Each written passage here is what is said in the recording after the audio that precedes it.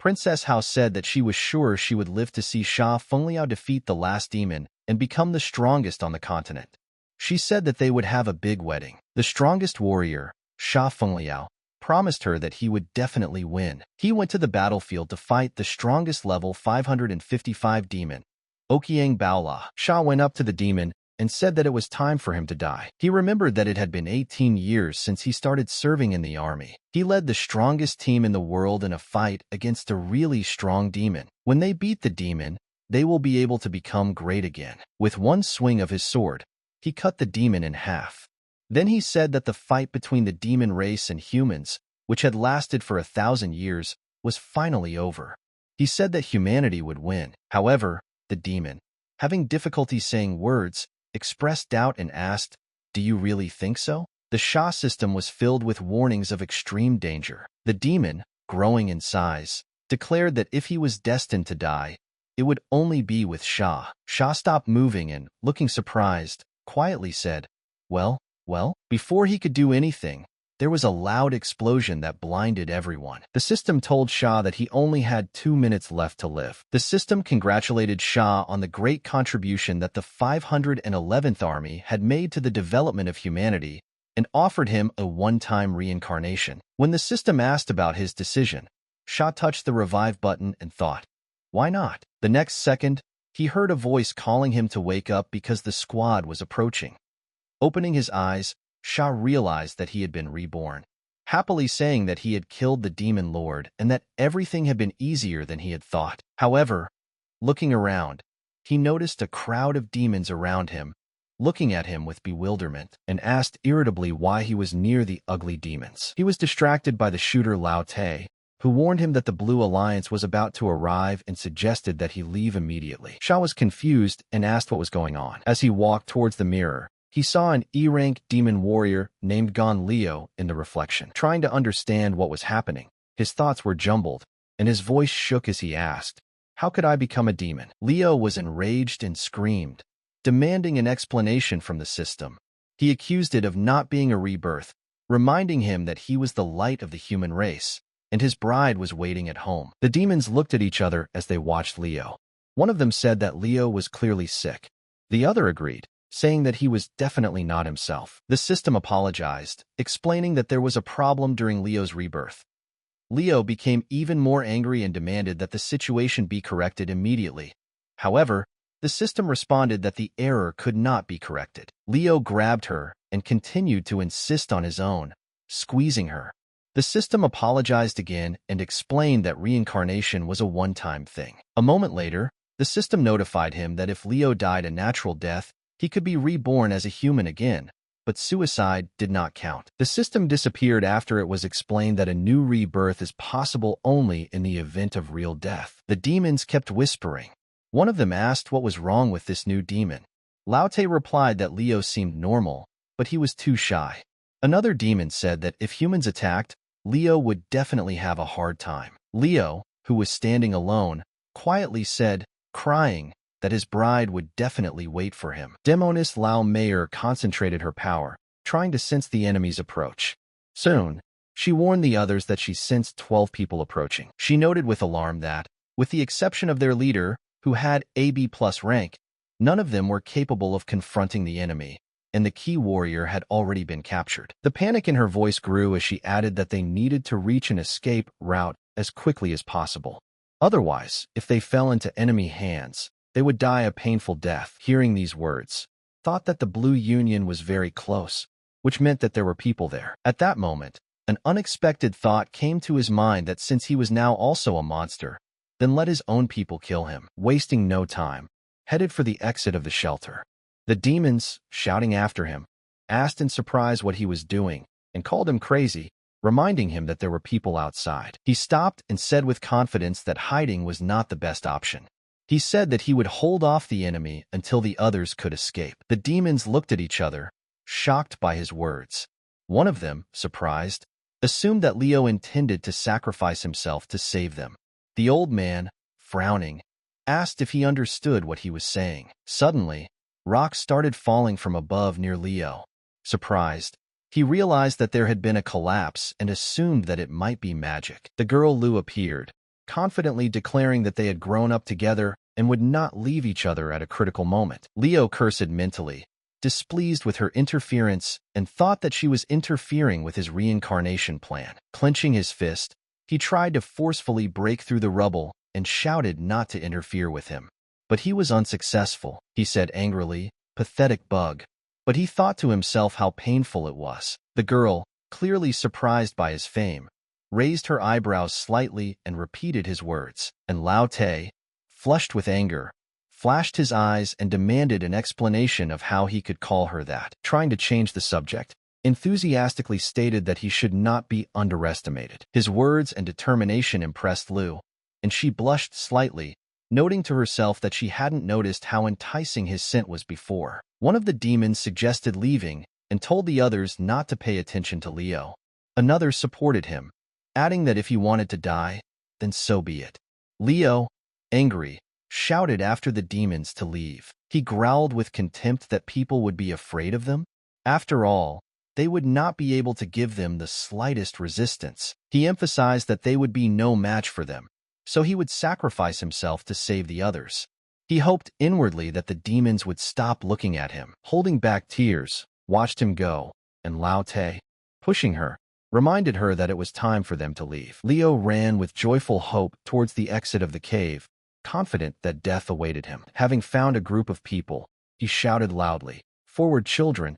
He is ready to take all the blows and meet them without fear." Leo, with a cheeky grin, teasing his opponents, offered to show them his combat experience. The enraged warriors immediately rushed at him, shouting for his capture. Watching them approach, thought with joy about his long-awaited revival and return to the human race. However, before the warriors could reach him, shots were fired from the other side. One of them shouted loudly to the ambush. Lao Te, in his highest state, with cold calm reminded the people that over the past 3 years he had almost managed to forget about the old enmity. Leo froze in surprise, and the system informed him that the demon clan had used their skills and greatly increased the strength of their members. Lao Te, recalling the old days, reproached the people for invading their lands time after the death of the demon lord. He stated that because the demons were unable to put up a proper fight, humans continued to kill and rob them, adding that humans did not even think about the possibility of compromise. Lao Te patted Leo on the shoulder and declared that he was right. Leo, puzzled, did not understand anything and simply looked at what was happening in bewilderment. At that moment, reinforcements appeared, and Lu, activating her powers, declared that it was time to fight back against the demons. The squad of warriors, not believing their eyes, began to scream in confusion, not understanding what was happening. Still confused, with his mouth open, thought that he was imagining it all. Lu, having assumed her highest form, rose into the air and confidently declared that the demons were not going to retreat. The warriors, stunned by what was happening, recalled that the highest rank among demons was B, and asked in bewilderment where a fighter of such a level came from. Another warrior, shocked, said that it was impossible. Lu, concentrating a huge amount of magical energy in her hand, released divine destruction straight at the squad of warriors. The power of her attack was so great that after the blow, only a pile of ash remained of them, and thus the Blue Alliance fell. Looking at all this nervously, realized that not only did he not die, but he also received a promotion. The system informed him that for destroying the Blue Alliance, he had been promoted to level 10, reaching rank D. It also added that if he died, he would be able to be reborn into the human clan. Leo did not move, and tears rolled down his cheeks. He thought bitterly that it would be better for him to die than to rise. In the Hua family's mansion, Demon Lord's assistant Chang Ducao frowned and asked if their plan had failed. The subordinate confirmed with a guilty expression that they had indeed calculated the moment when Her Highness would be surrounded by the Blue Union, in a state of greatest despair. He added that it was then that Mr. Wujuan should have come with the soldiers and saved her, demonstrating his boundless charm and courage. According to the plan, Wujuan was supposed to destroy all enemies and take the princess into his arms, causing her to fall in love with him. No one expected that the demons themselves would deal with the Blue Union, and the princess would awaken her royal power. Chang Ducao thought about what he heard and nervously said, "Overall, isn't this all good?" At this point, one of the 3 great military leaders, General Hoan, declared that in any case, all military power was in his hands. Given his status, the court will be forced to agree to the princess's marriage to his son, and no one will dare to object. The general then ordered that his son be informed that they would go to propose tomorrow, adding that he had long foreseen the failure of this plan. Thought that she did not expect such courage from Xiao Gan at a dangerous moment. She called the maid Mel and asked her to bring Xiao Gan to the court so that she could reward him. Mel smiled wryly, thinking that the reward sounded quite interesting. She replied that she would carry out the order.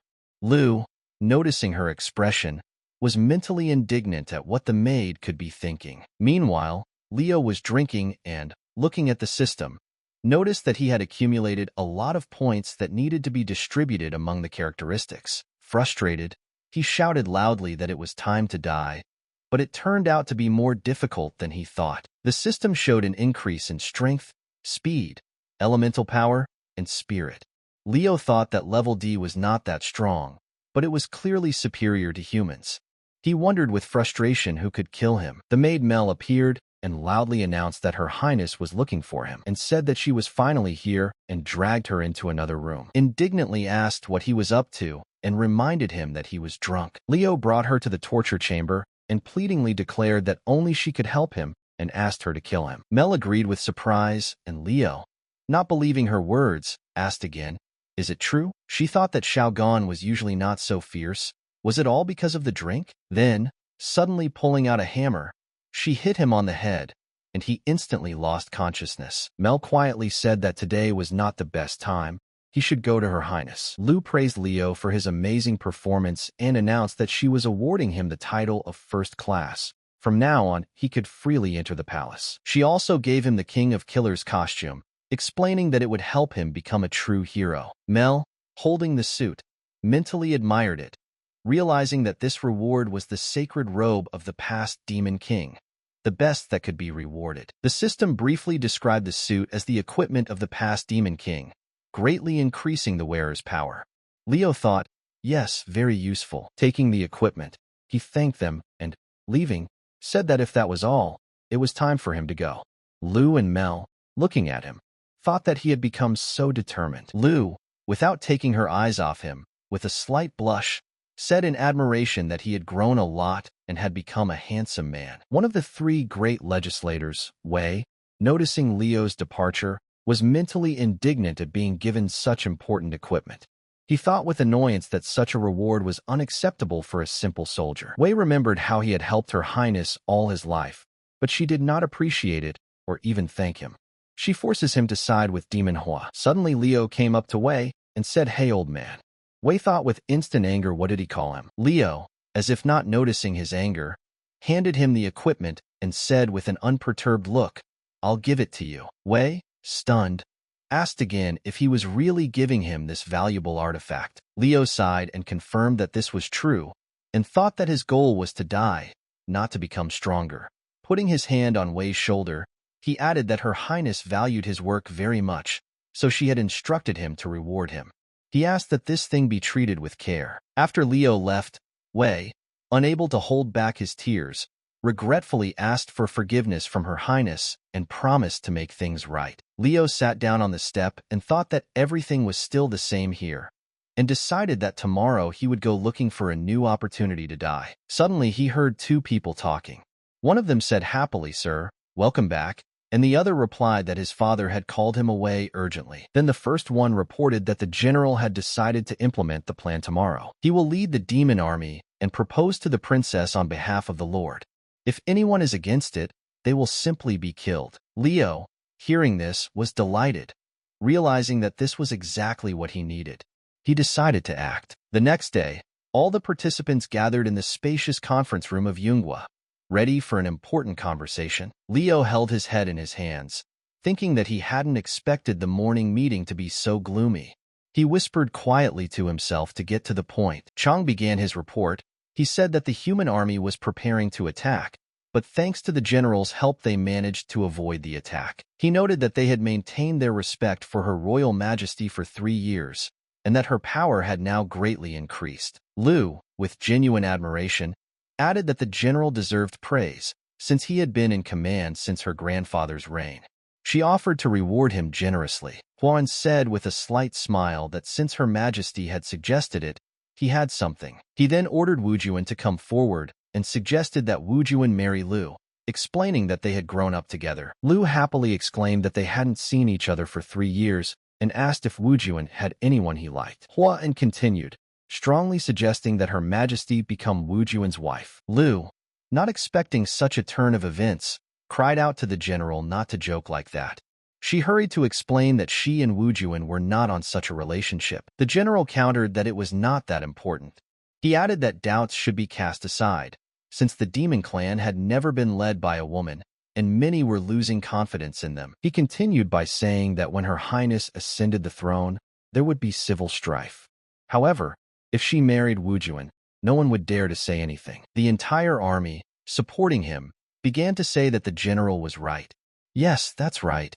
Mr. Wu Juan is unusually handsome and brave, an ideal candidate for a husband. Lao Te, indignantly, cried out that this was nonsense and that there was no point in giving in to it, Your Majesty. Lu began to speak hesitantly, but at that moment Leo smirked and said that perhaps this was his chance. He immediately headed to the center of events, and Lao Te exclaimed, what was he thinking of doing? Leo took Lu by the hand and told her not to agree with them, because everyone is free and has the right to decide for themselves who to marry. Lu blushed at such a pleasant gesture and said gone Leo hesitantly. Leo interrupted her and, looking at Lao Te, exclaimed who gave him the right to tell their leader what to do. Wei Ming looked at Leo in surprise and said, is this the same young man?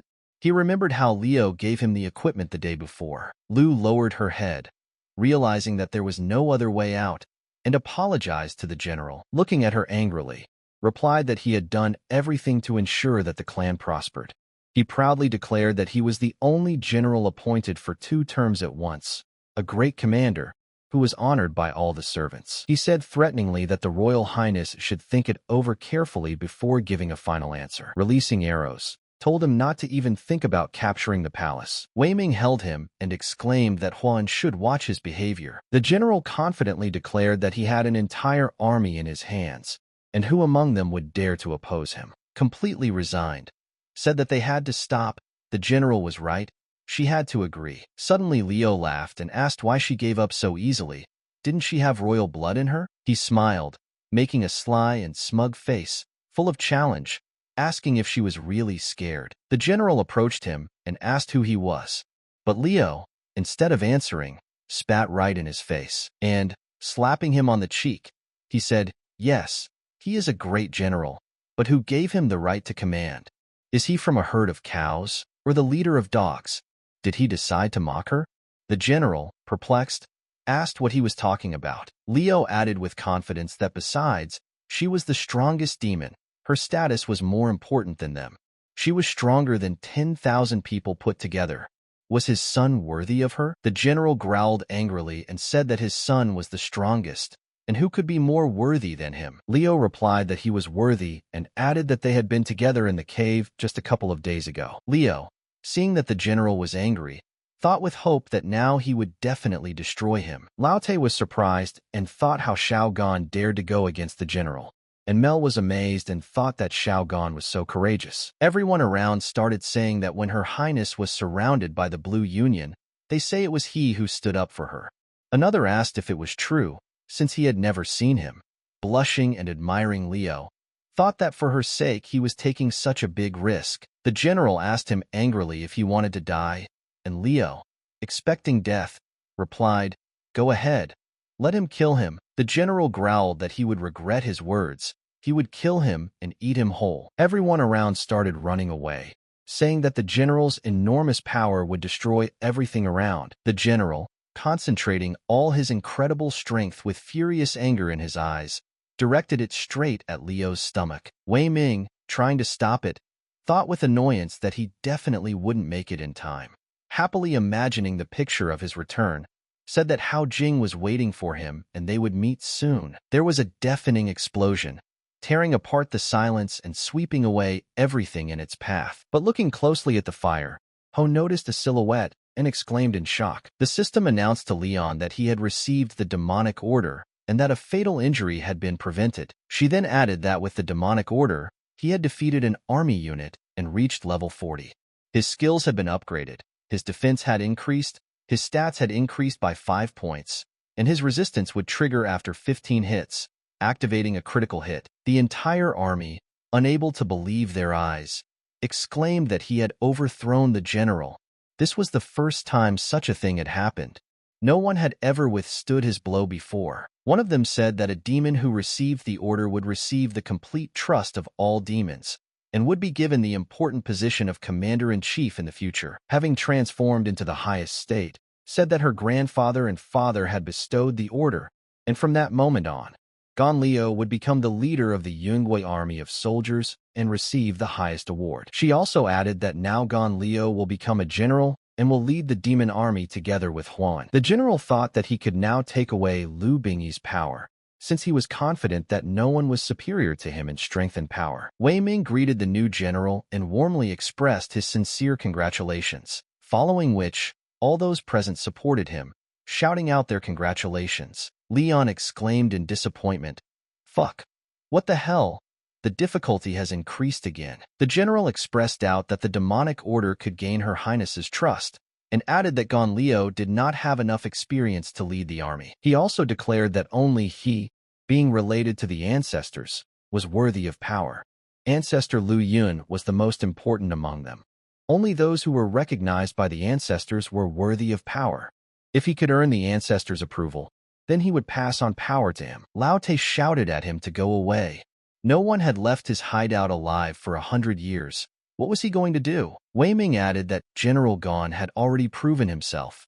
Is it time to listen to the demon lord, or will he resist again? Lu expressed concern, believing that going to the ancestors' cave was mortally dangerous. Leon's eyes lit up as he suddenly realized that no one had ever come out of there alive. The general laughed loudly and maliciously, after which he said defiantly that since they did not agree. Leo interrupted him with delight and exclaimed that becoming a general was a great idea.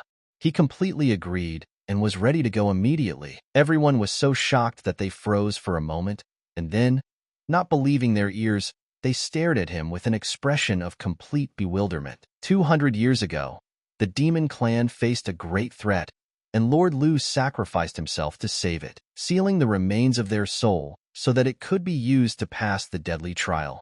However, no one was able to complete it. Wei Ming explained that a team of at least 2 people was required to enter the cave, and asked who would go with General Gon. The crowd began to get restless, saying that no one would go there because it was too dangerous and no one would want to risk their lives. The general said that in that case, let him go alone.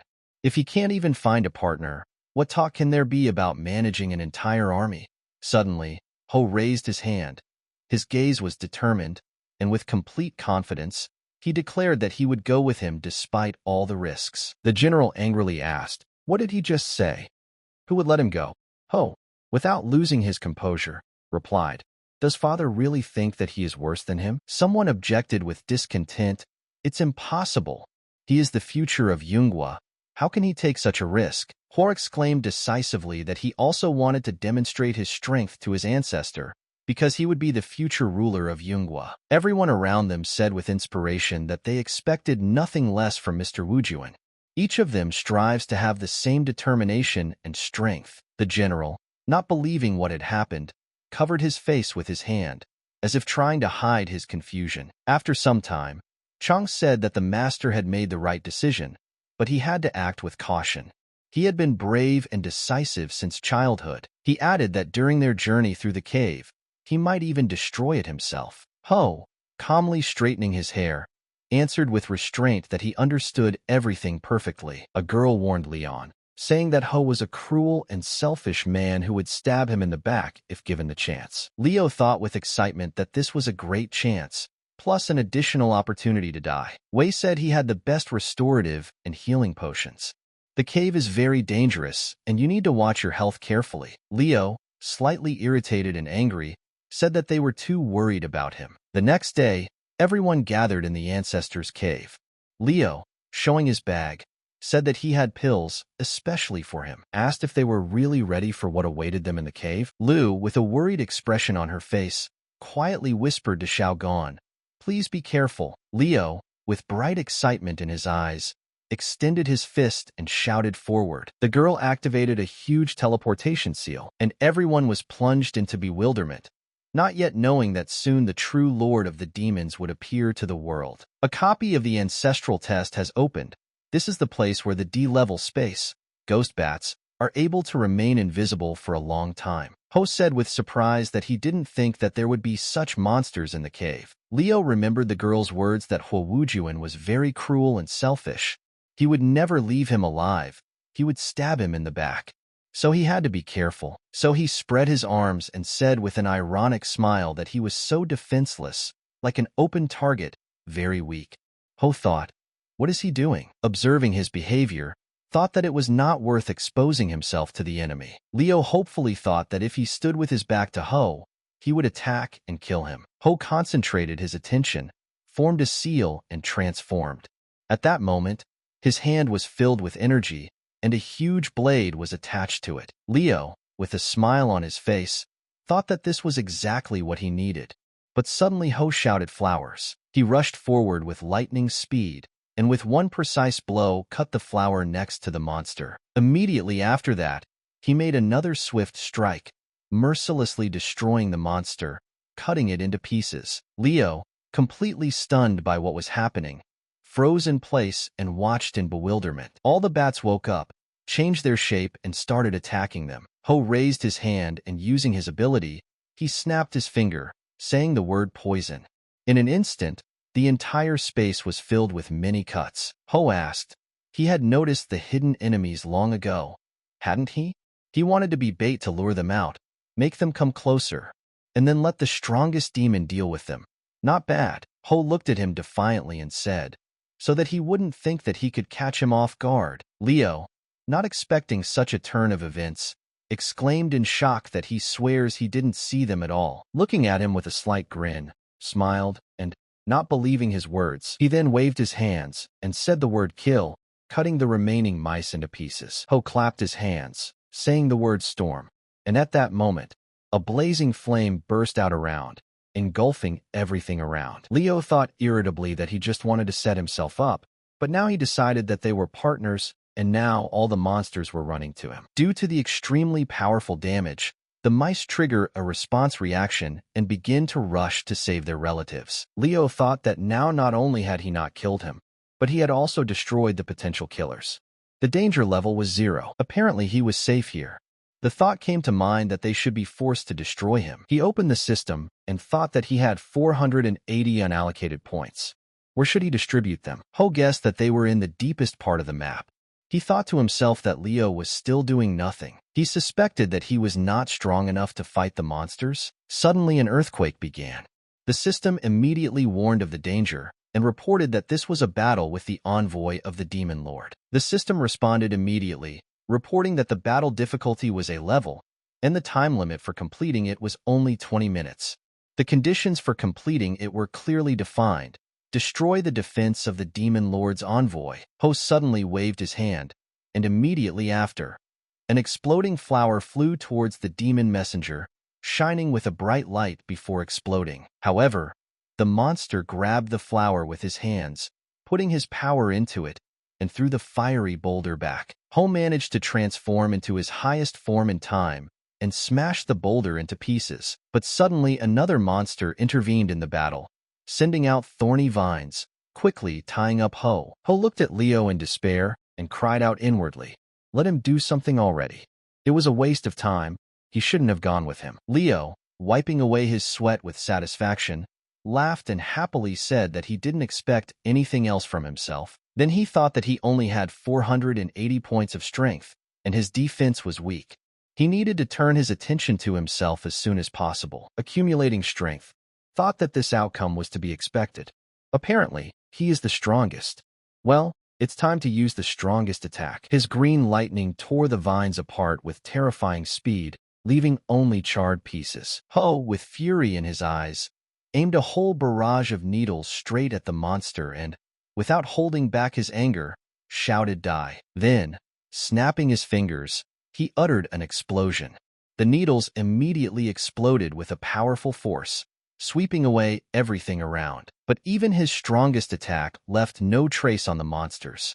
Their defense was on a completely different level. Nervously asked what the envoy had any weaknesses at all. Defense at the highest level. The monster concentrated its power and created a black hole that swept away everything in its path.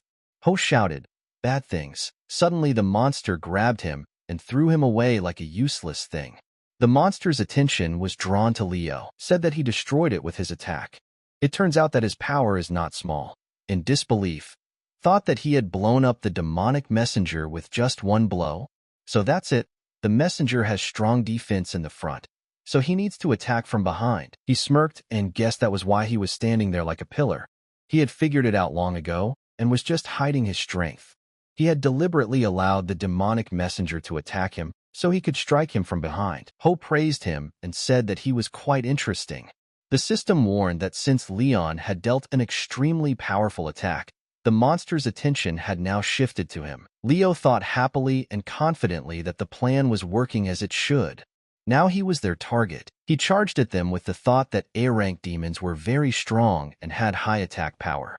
With his current defense level, the monster would deal with them in just one hit. Filled with determination and unafraid of fear, challenged the monster. The monster immediately pounced on him.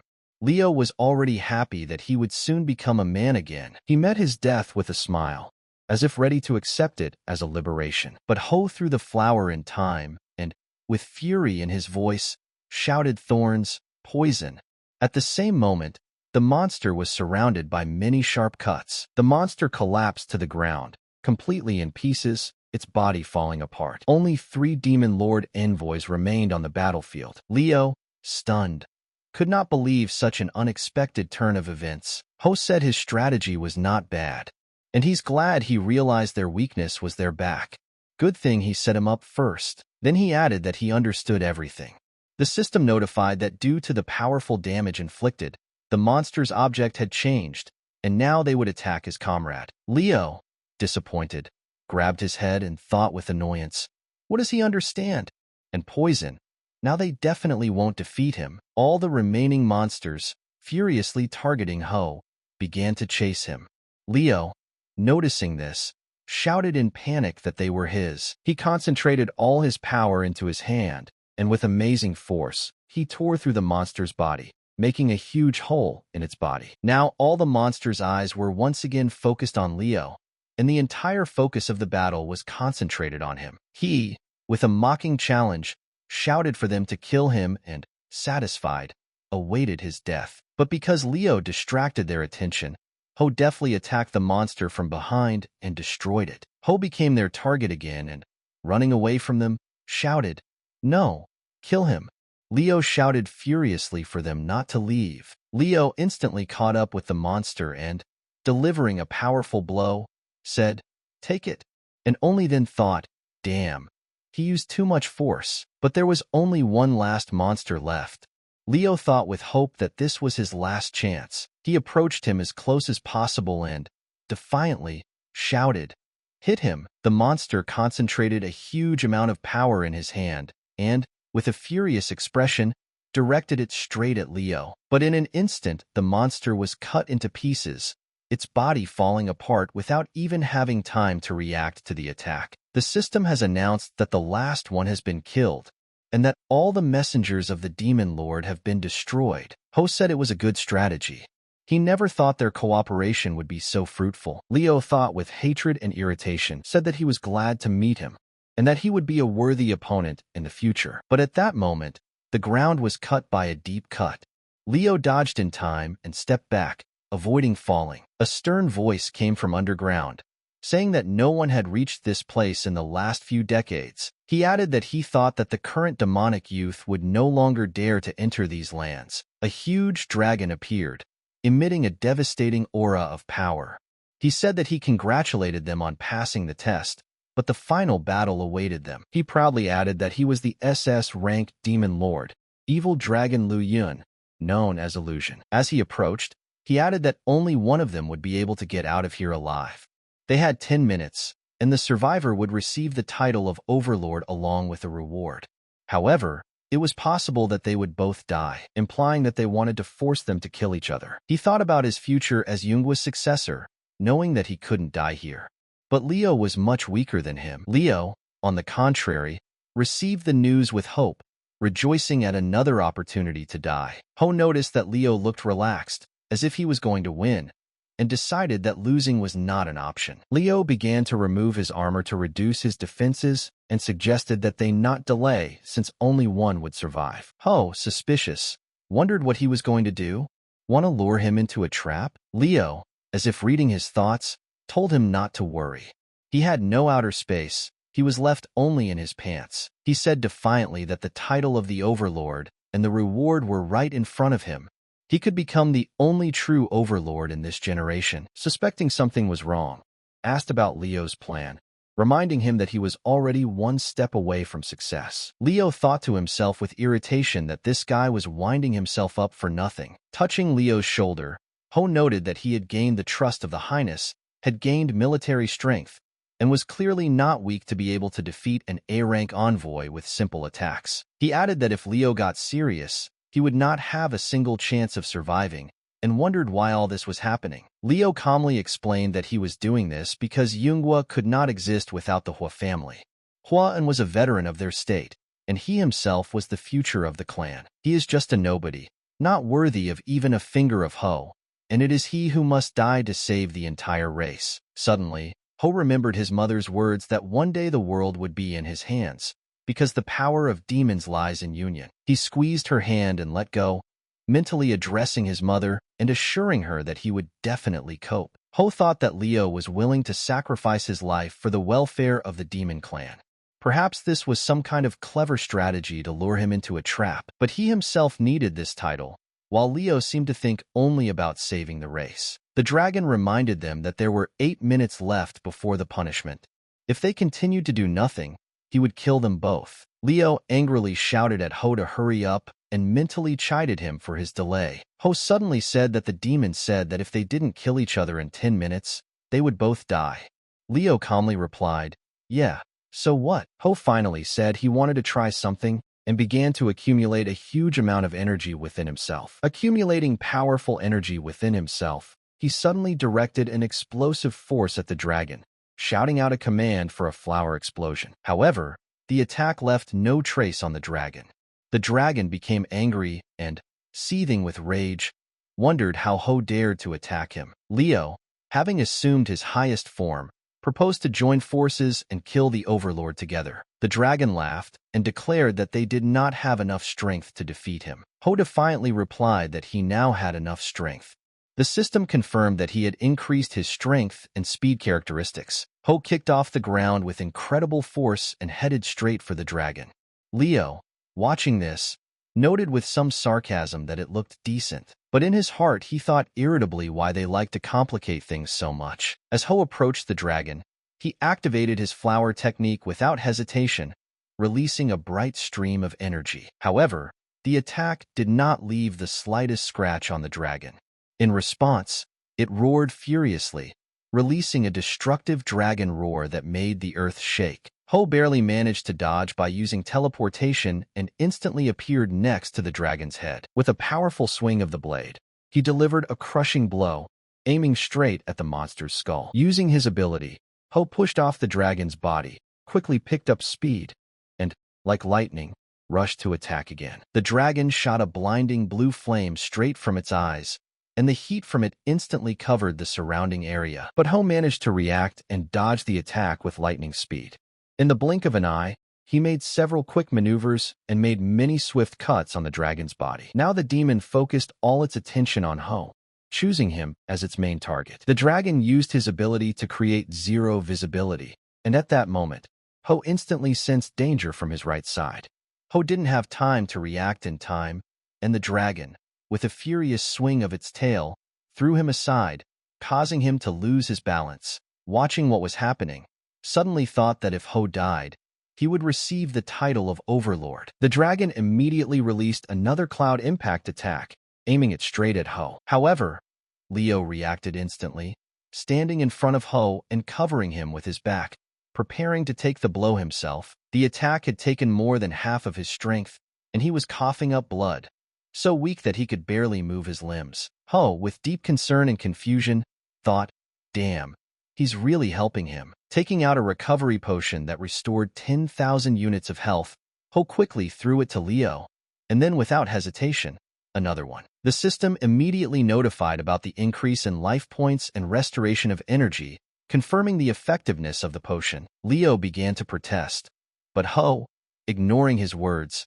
continued throwing potions at him without stopping. Leo, shocked by what was happening, froze, and the system continued to report an increase in characteristics, restoration of strength and defense. After drinking a potion that increases strength for 1 minute, Ho confidently said, "Let's continue the battle." Leo dropped to his knees, holding back tears, and, barely containing his emotions, said that he was very grateful to him. Having regained his strength, Ho soared into the air with a powerful push, heading headlong into battle. Already familiar with his techniques, released a powerful beam that quickly pursued Ho, not allowing him to dodge. Ho tried to use teleportation, but the beam still caught up with him, dealing a powerful blow.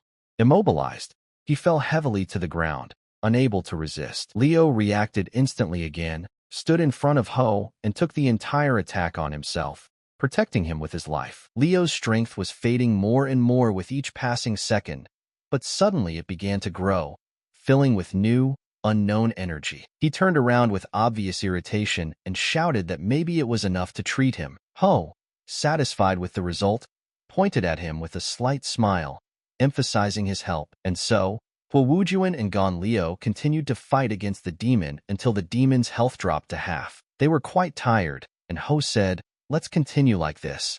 They will definitely defeat the demon." But since the demon lord lost half of his health, he entered a new phase. SSS rank skill. Its reverse absorption, health restored by 100,000 points. Ho indignantly asked what kind of skill this was. He restored 100,000 health points. Even if they continue to beat him, he will restore his health. The dragon, having fully recovered, said with contempt, "Pitiful weaklings.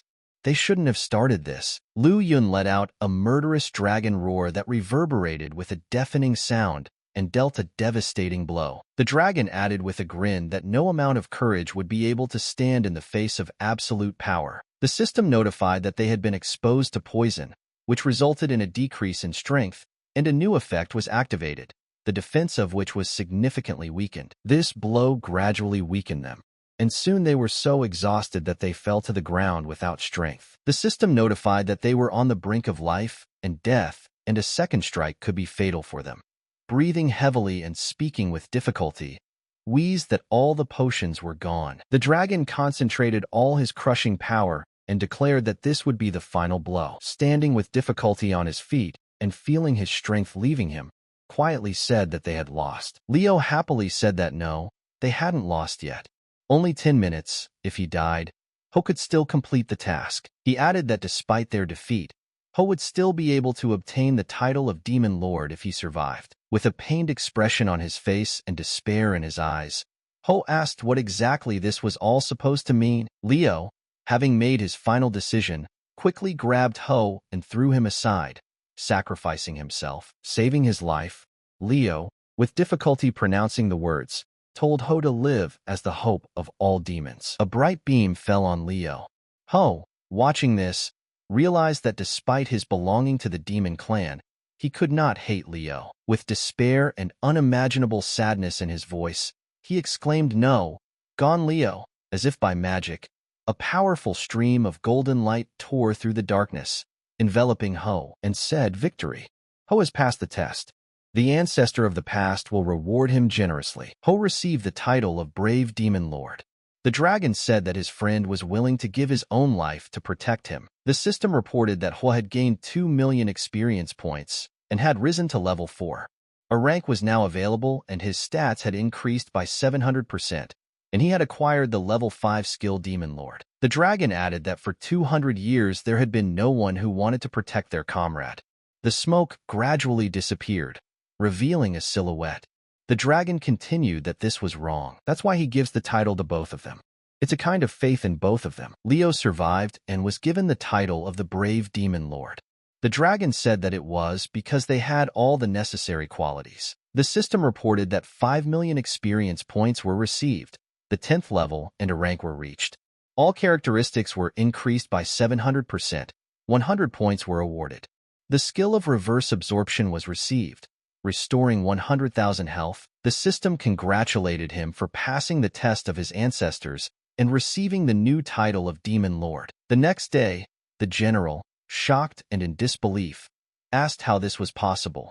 Chang was surprised to note that no one had managed to achieve this in hundreds of years. Liu, shocked, asked if Hua had really passed the test of the ancestors. Chang happily declared that the prophecy was coming true, and they would be able to see the demon lord who would unite the entire clan. Liu recalled in amazement that the last overlord was Liu Yun's ancestor. Lao Te, looking thoughtfully to the side, noticed that such a ruler is born quite rarely in the world.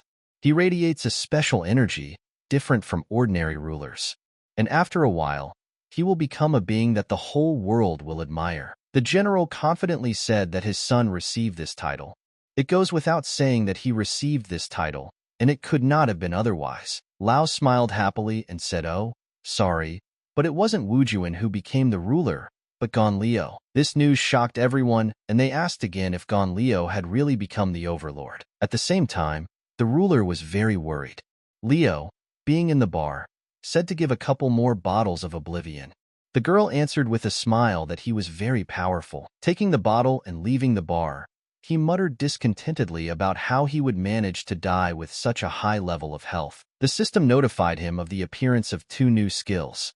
Liu, wiping away tears, said that now he definitely won't be able to return home, remembering his beloved. He walked drunk through a crowded courtyard where they sold everything your heart desires, from bright fabrics to exotic fruits and food. But suddenly he felt someone's gaze on him and turned around abruptly. Looking around, he did not notice anything suspicious, only shadows flickering among the crowd. Not paying any attention to this, Liu continued on his way, not paying the slightest attention to the fleeting sensation of someone else's gaze. The little boy Tian Xiao, hiding around the corner, was about to come out to start spying on him again, but Liu suddenly appeared in front of him.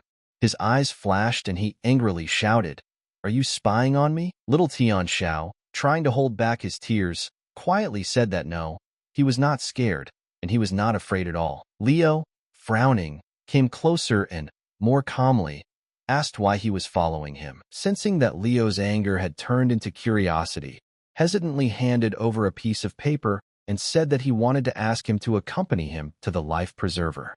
He was sure that only he could do that. An old man joined him and became very curious to know what was written on the paper. Liu, looking at the paper, saw an invitation to a life buoy where 3 wishes could be fulfilled.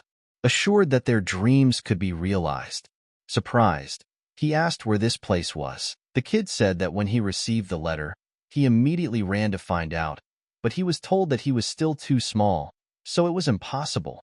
Then he saw that he was leaving the bar, and then he decided to ask Liu for help. The old man shouted furiously that he didn't think it was all a sham. Who would believe such letters? However, Liu, ignoring his words, decided that it was true and asked if he could really fulfill his wish. The old man asked in shock, so he believed it? Liu said that he had heard before that the demon clan had a so-called wish fountain that could grant wishes, but he didn't expect it to appear right in front of him. The kid took his hands and said that he got this opportunity after passing many tests and paying a membership fee of 50,000 coins. Liu happily noted that then it was definitely true. The old man exclaimed, pointing his finger angrily in his direction, that this was all a clear deception. Liu, completely ignoring his words, said that he was a very lucky boy. The kid laughed and said that he thought so too. The old man asked indignantly what was wrong with him. Was it worth it? Was it really so easy to cheat little kids out of money? Then he should think about changing his profession. The kid explained that this was actually his last chance to have his wishes come true, since he had given away the last money he had earned. His mother had heart failure and only a month to live. He needed to cure her as soon as possible. The old man said that although he was very touched by this story, it still seemed too strange. Liu happily said that he would go with him, but he had to fulfill his wish too. He thought to himself that he just wanted to transform into a human. That's all. How smart he was. The kid said that he could give at least 2. Liu happily said that he was so good. The kid, looking down, said that he wanted his mother to get well. That was all he needed. The old man noticed that they quickly became friends. Leo, smiling touchingly, said that he was so caring and that she shouldn't worry. It would definitely make Mom feel better. He suggested that the baby call him brother, and he, blushing embarrassedly, thanked him. Suddenly the old man, as if remembering something, suggested that if the baby is not allowed, the lifebua desire is not a scammer's scheme. After a while they reached the iron doors, and Leo exclaimed, "It's here. The fountain of wishes is here." Leo put the paper to the peephole, and the door began to open with a bang. The kid cried out happily that the door was opening, and Leo only quietly uttered a surprised sigh. But they didn't know that they were trapped. The man, watching them, happily said, "New bait." Then, smiling, he ordered the doors to be closed, and with a predatory grin, he added that remember, do not leave them alive. The doors suddenly began to descend, gradually blocking the exit, creating a tense atmosphere. While Leo and the baby looked at the door in confusion, a man appeared behind them, ready to attack. He concentrated his strength in his hand and lunged forward. The boy turned around and shouted at Leo to be careful. Leo didn't have time to react in time, and the man hit him with a powerful blow. But because of the passive skill, he recovered quickly. Leo said, "Hi." They came at the right time. The demon, watching him, mentally noted that Leo was taking the blows with an unperturbed look, like a real pretender. For demons with weapons stood before them. Leo declared that they had come to grant wishes. He raised his eyebrows in bewilderment and, looking around, asked if they had really come to the wrong place, and said that he was a real storyteller, and they, the bugs, could not understand anything. He advised them not to even strain their brains, because they would not be able to fulfill their wishes. Leo immediately became angry and exclaimed that this was nonsense and demanded that they show the Fountain of Wishes. The other demons laughed too. One of them said that the Fountain of Wishes was just a fairy tale for children, and asked if Leo really believed it. The demon explained that they were in the territory of the largest black market in Yunghua. He said that they had lured them here on purpose. They will allow them to stay and serve them for the rest of their lives. And if they don't listen, they will be sold for organs.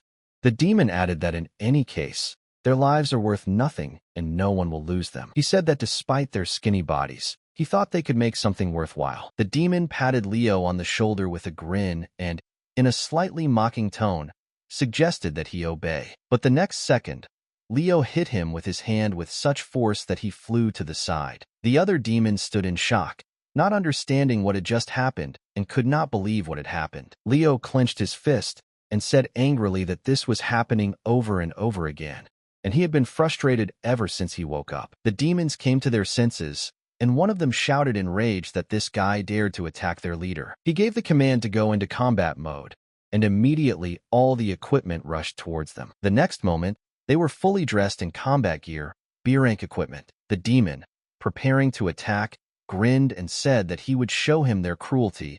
Let him try to cope with the armor of the B rank. He commanded forward, and all the demons entered the battle. The demons began the fight, but Leo, under the influence of 2 liters of liquor, became emotional. Clenching his fist, he said with annoyance that every time he was so close to success. Leo added that he felt so bad and disgusted.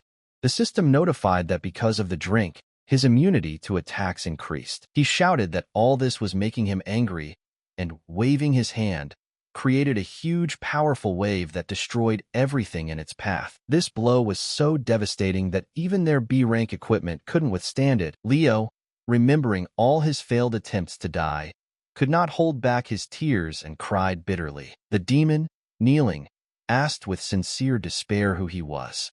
He asked for forgiveness and begged to let him go. The kid said with joy in his voice that his brother was incredibly strong. But, sobbing, Leo exclaimed that all this was very annoying. Whose tears never stopped flowing, explained apologetically that they had been forced to do so, since no one had asked them. The power behind their organization was colossal, and they could not simply run away. Leo suddenly sobered up and asked with interest if the power was really that great. The demon he was still trampling on said with fury that he was no longer destined to survive. He added that there were very powerful people behind them, and Leo should be prepared for the general to definitely show up. Leo thought about how there were only 3 people working on this plan originally. He wondered if he would be able to die after all. Suddenly the doors began to open, and the demon, with joy in his voice, announced that here was the general.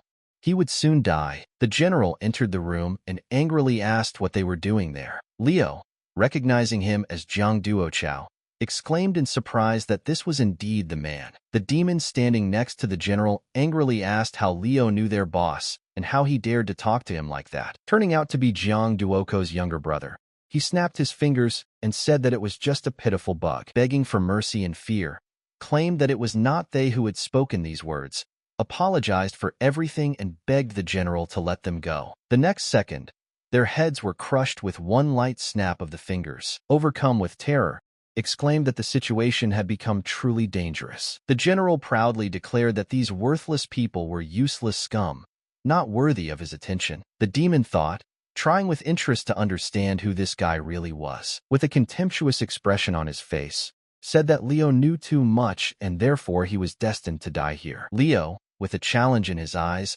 said that Chubby seemed strong, and challenged him to kill him if he was so confident in his power. He happily added that he was giving him a full 10 minutes to finish with him. The next second his face changed, and angrily, gritting his teeth, he said that if the general couldn't cope, then he shouldn't blame him for the consequences. All three of them froze, shocked by his words, unable to believe what they had just heard. The general, thoughtfully scratching the back of his head, asked what 10 minutes meant. He concentrated all his power in his hand, and asked with fury in his voice how Leo dared to humiliate him. Jiang Dopan instantly appeared next to Leo, delivering powerful blows, and told him to catch 5 of his blows. Leo couldn't withstand the pressure and flew back. Jiang Dopan caught up with him, continued the attack, and added that he received 8 more blows. His comrade turned pale, breaking out in a cold sweat as he remembered who Leo was. Jiang Dopan, out of breath from the blows, said irritably that he was damn tired. The system reported that the reverse recovery had returned all the life points. Leo disappointedly told Jiang Dopan not to stop. Enraged, Jiang Dopan concentrated all his destructive power into his hand and unleashed an enhanced version of the strongest strike. The system notified about the activation of a passive skill, where after receiving 15 blows, recovery occurs, and all blows inflicted are reflected on the enemy. As a result, Jiang Dopan received a powerful blow reflected, bled profusely, and retreated further. Not understanding what was happening, he angrily demanded to know what was wrong with Leo. His comrade exclaimed in horror that he remembered the very same man who became the second general. Didn't he go to his ancestor? Then why is he still alive? Jiang Dopan wiped away his blood and said that everything was clear now.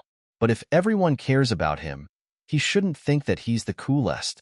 He's just a low-level demon who relies on a girl. And he, Jiang Dopan, is a top A-rank demon with 3 hearts and the future of the entire demon clan. In an instant, his body was enveloped in blue flames, which turned into A-rank ice armor. Leo, lying on the ground, with a sparkle in his eyes and inspiration, shouted at him to continue. Jiang Dopan, enraged, gathered enormous strength in his fist and punched the ground. A stream of powerful energy split the ground and caused a huge explosion. But gradually, all of Jiang Dopan's armor began to crack and crumble, falling apart. The system once again reported the activation of a passive skill, where after 15 hits, recovery occurs, and all hits are reflected. The powerful force released by Jiang returned to him, causing colossal damage. Bleeding out, he lost his defenses, and the system warned him that death awaited him. His comrade, not believing his eyes, in despair and with tears in his voice, the general cried out. Jiang Dopan fell to his knees, completely immobilized and exhausted of his last strength. The system reported that he had 10 seconds left until death.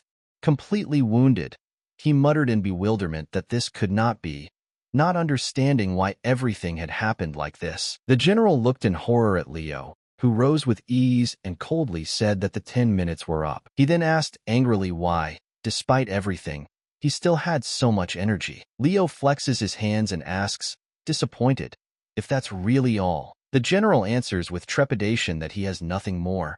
He has given everything and asks forgiveness for letting him down. He begged him not to beat him with a pleading voice and promised to give him everything he wanted.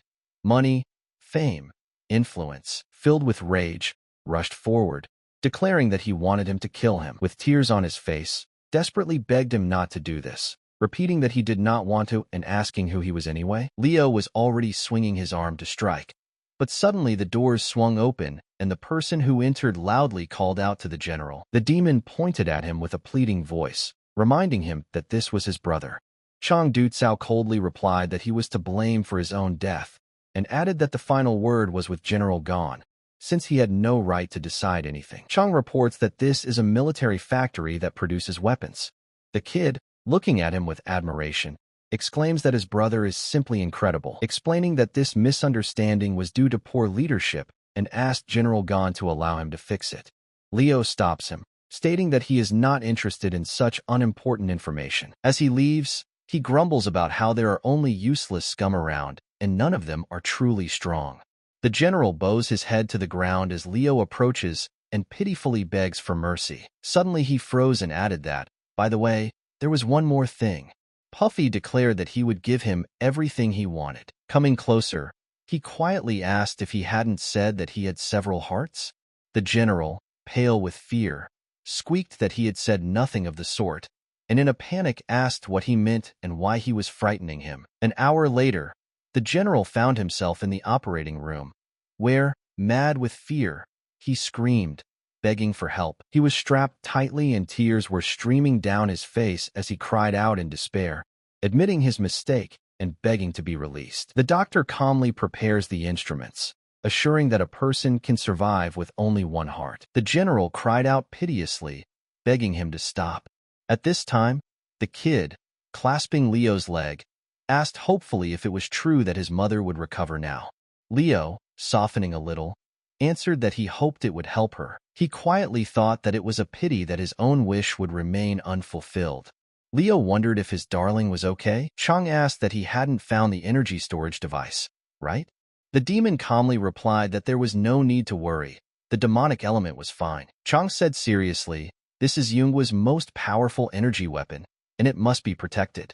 No one is allowed to take it away. Feeling that something terrible was approaching, he said that it seemed as if an army of people were approaching. Then, feeling the approach of something terrible, he added that it seemed that an army of people was already close. In another part of the world, a man, gathering a huge army, gave a strict order to line up in battle formation. In the castle, Princess Hao said that Xiao Feng should have led this battle. Stroking his body, she added sadly that now there was only his body here. When would he feel better? Then Hao confidently assured that there was very little time left. They would meet very soon. Meanwhile, the three demons, drawing their blades, rushed forward to attack, shouting furiously. They struck Leo with their blades, but he instantly recovered and, with irritation, shouted, "Well, come on, attack." The demons are shocked by his power. Leo, holding his head in anger, curses fate, wondering why no one can kill him. But it turned out to be a dream, and he suddenly woke up. Holding his head, he irritably said the dream again. Mel enters the room, bows and announces that a meeting will be held soon, asking him to prepare. Leo, frowning in confusion, repeated with bewilderment, "Meeting?" Everyone took their seats, and Lu began to say that according to the scout's report, there had been some changes in the leadership of the Human Legion. She added that it looked like they were preparing an attack on their army. This time, humanity sent a legion of over 10,000 soldiers. Lu explained that this was why she had called all the important people of Yunghua to discuss strategy. General Hoan said the last time such a large-scale battle was fought was 10 years ago. The entire country was mobilized, but even then they barely repelled the attack. He folded his arms and said that in the end, they had to resort to some pretty sneaky and underhanded methods to stay safe and sound. He then noted that in those days, the human army consisted of only 5,000 people. Nowadays, they have not improved their strength much, but the human army has increased significantly. He suggested that they mobilize their fighters. Wu Juan would lead the vanguard. His son, without hesitation, immediately responded, "Yes." Lu, without wasting time, asked General Gon what he thought about it. Leo, having done the calculations, thought that if 1,000 people attacked him within a minute, then on average they would inflict more than 100 units of damage per second. He then realized that the total damage would then exceed his blood volume. In other words, if they kept hurting him, he would die. Having made his decision, Leo said with a smile that this was a great opportunity that could not be missed. He slammed the table and said firmly that this was war and they would fight. They needed a hard fight. General Ho also slammed the table and said with displeasure that Yunguo might die because of him, and there was no point in listening to his nonsense. Leo began his inspiring speech by reminding them that 10 years ago they had managed to repel an attack by 5,000 men. But now an army of 10,000 was moving towards them. Even they would not be able to defeat them unless they called for reinforcements. He confidently stated that in 10 years they would be attacked by an army of 20,000 men. And the question was who they would trust with their lives at that moment. Leo challenged, didn't they want to become more majestic? And who said that demons didn't improve their power? Then, pointing proudly to himself, he continued that they must have forgotten who he was. He was the one who made them stronger. Completely captivated by his words and determination, said Gon quietly. Others present began to say that he was the first to pass the ancestors' test. The demon confirmed, how could they forget about it? Another demon added that the prophecy of the demon clan would come true, and the demon lord would unite the entire race, and the demons would finally see the light. General Ho shouted furiously that he was going to put the lives of tens of millions of soldiers on the line. He added that many had never been on a battlefield and did not know the full brutality behind the fighting. Leo calmly asked if they thought they could win with this attitude. If they gave up now, did they think they would have any hope for a brighter future? He angrily asked if they thought that they could win with just words. He reminded them that they had been soldiers for so many years. Didn't they understand anything? Leo, raising his voice with enthusiasm, shouted that now was the most important moment in their lives. Then he declared with determination that they must win. And if anyone was against it, let him behead him and put him on display. Everyone was stunned by such a speech, but among them there were those who were dissatisfied and did not share his confidence. Huo Wujuan, inspired by his speech, remarked that this guy was so determined. Lu stood up confidently, placing her hands on the table, and firmly stated that she now understood everything. She confidently stated that General Gon would be the leader of this battle. Everyone should obey his orders. Looking around at everyone present, she said in a commanding tone. The next day, General Ho said that he had been fighting for many years, but he wanted to point out that this time the enemy army was colossal. The strength of each warrior was several times greater than theirs. He doubted that they had any chance of winning. He continued that the other leaders had been working with him for a long time, and he was the one responsible for their lives. General Ho loudly gave the order that they did not have to go into the city, and they did not have to listen to General Gon's orders either. Clenching his fist, he said that Her Highness must understand that it was not worth leaving him aside. A few days ago, the human army infiltrated Yunguo. The 21st Squad of the human army arrived instead of attacking the demons, preparing their weapons. The man, looking intently through binoculars, confidently said that they were finished. He gave the command to prepare and with cruel determination said, "Listen to the order. All demons must die." At that very second, several powerful projectiles were already flying towards the demons. All the demons were preparing to attack back, concentrating all their spells.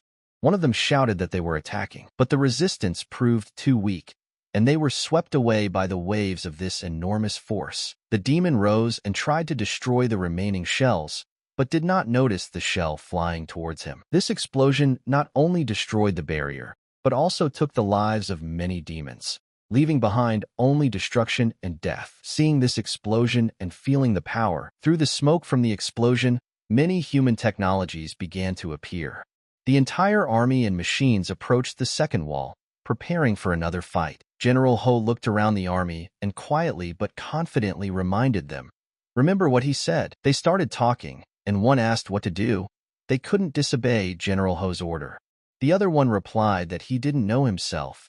He wasn't the one giving the main orders. Leo turned around and shouted confidently, "Listen to the order. Stay here, and he will do everything himself." No one expected to hear such an order, and so they simply froze, not believing what was happening. Leo loudly announced, "Let's begin." His words sounded with complete confidence. He added that they must trust the master. Without saying a word, Leo jumped off the wall, landing right next to the people. They all instantly tensed up, drawing their weapons and preparing their ammo trucks, waiting for the next move. The atmosphere became tense, preparing for the decisive battle. All guns were aimed at Leo. Blue Union Mage Lu Renzi wondered what was wrong with this demon. He went down alone. Looking up, he noticed that everyone else was just standing there. Lu thought it was strange, and he wondered, is this a trap? The demons, still stunned, said what was going on. One of them replied that he had told them to just rely on him. General Ho thought angrily, the sick man. He must have gone crazy. What is he planning? Leo can't handle it alone. Looking at the battlefield, he knew that the enemy had an army of 10,000 men. Leo, with a smug smile on his face, remarked that he had heard about the incredible strength of their army. He began to undress slowly, deliberately lowering his defense and speed. Leo, with a challenging look, asked why they did not approach him. Were they afraid? Watching what was happening, wondered to himself, was he really alone? They held each other's gaze, each absorbed in their own thoughts, trying to understand the other's intentions. Leo, recognizing him, thought that Lu Renjie was once his subordinate. He never thought that he would ever become the leader of the army. Don't let me down, flashed through his mind as the plan was hatched. Smiling, he thought that he was the bravest of them all. It was time to step up. Slapping his ass with a smirk, he said, idiots, go ahead and try attacking. Overcome with rage, screamed, damn bastard. How dare he show his ass? Raising his sword high into the air, Lu Renjie gave the command with fury in his voice, forward towards him, and his army, following his command, rushed into the attack, ready for a decisive battle.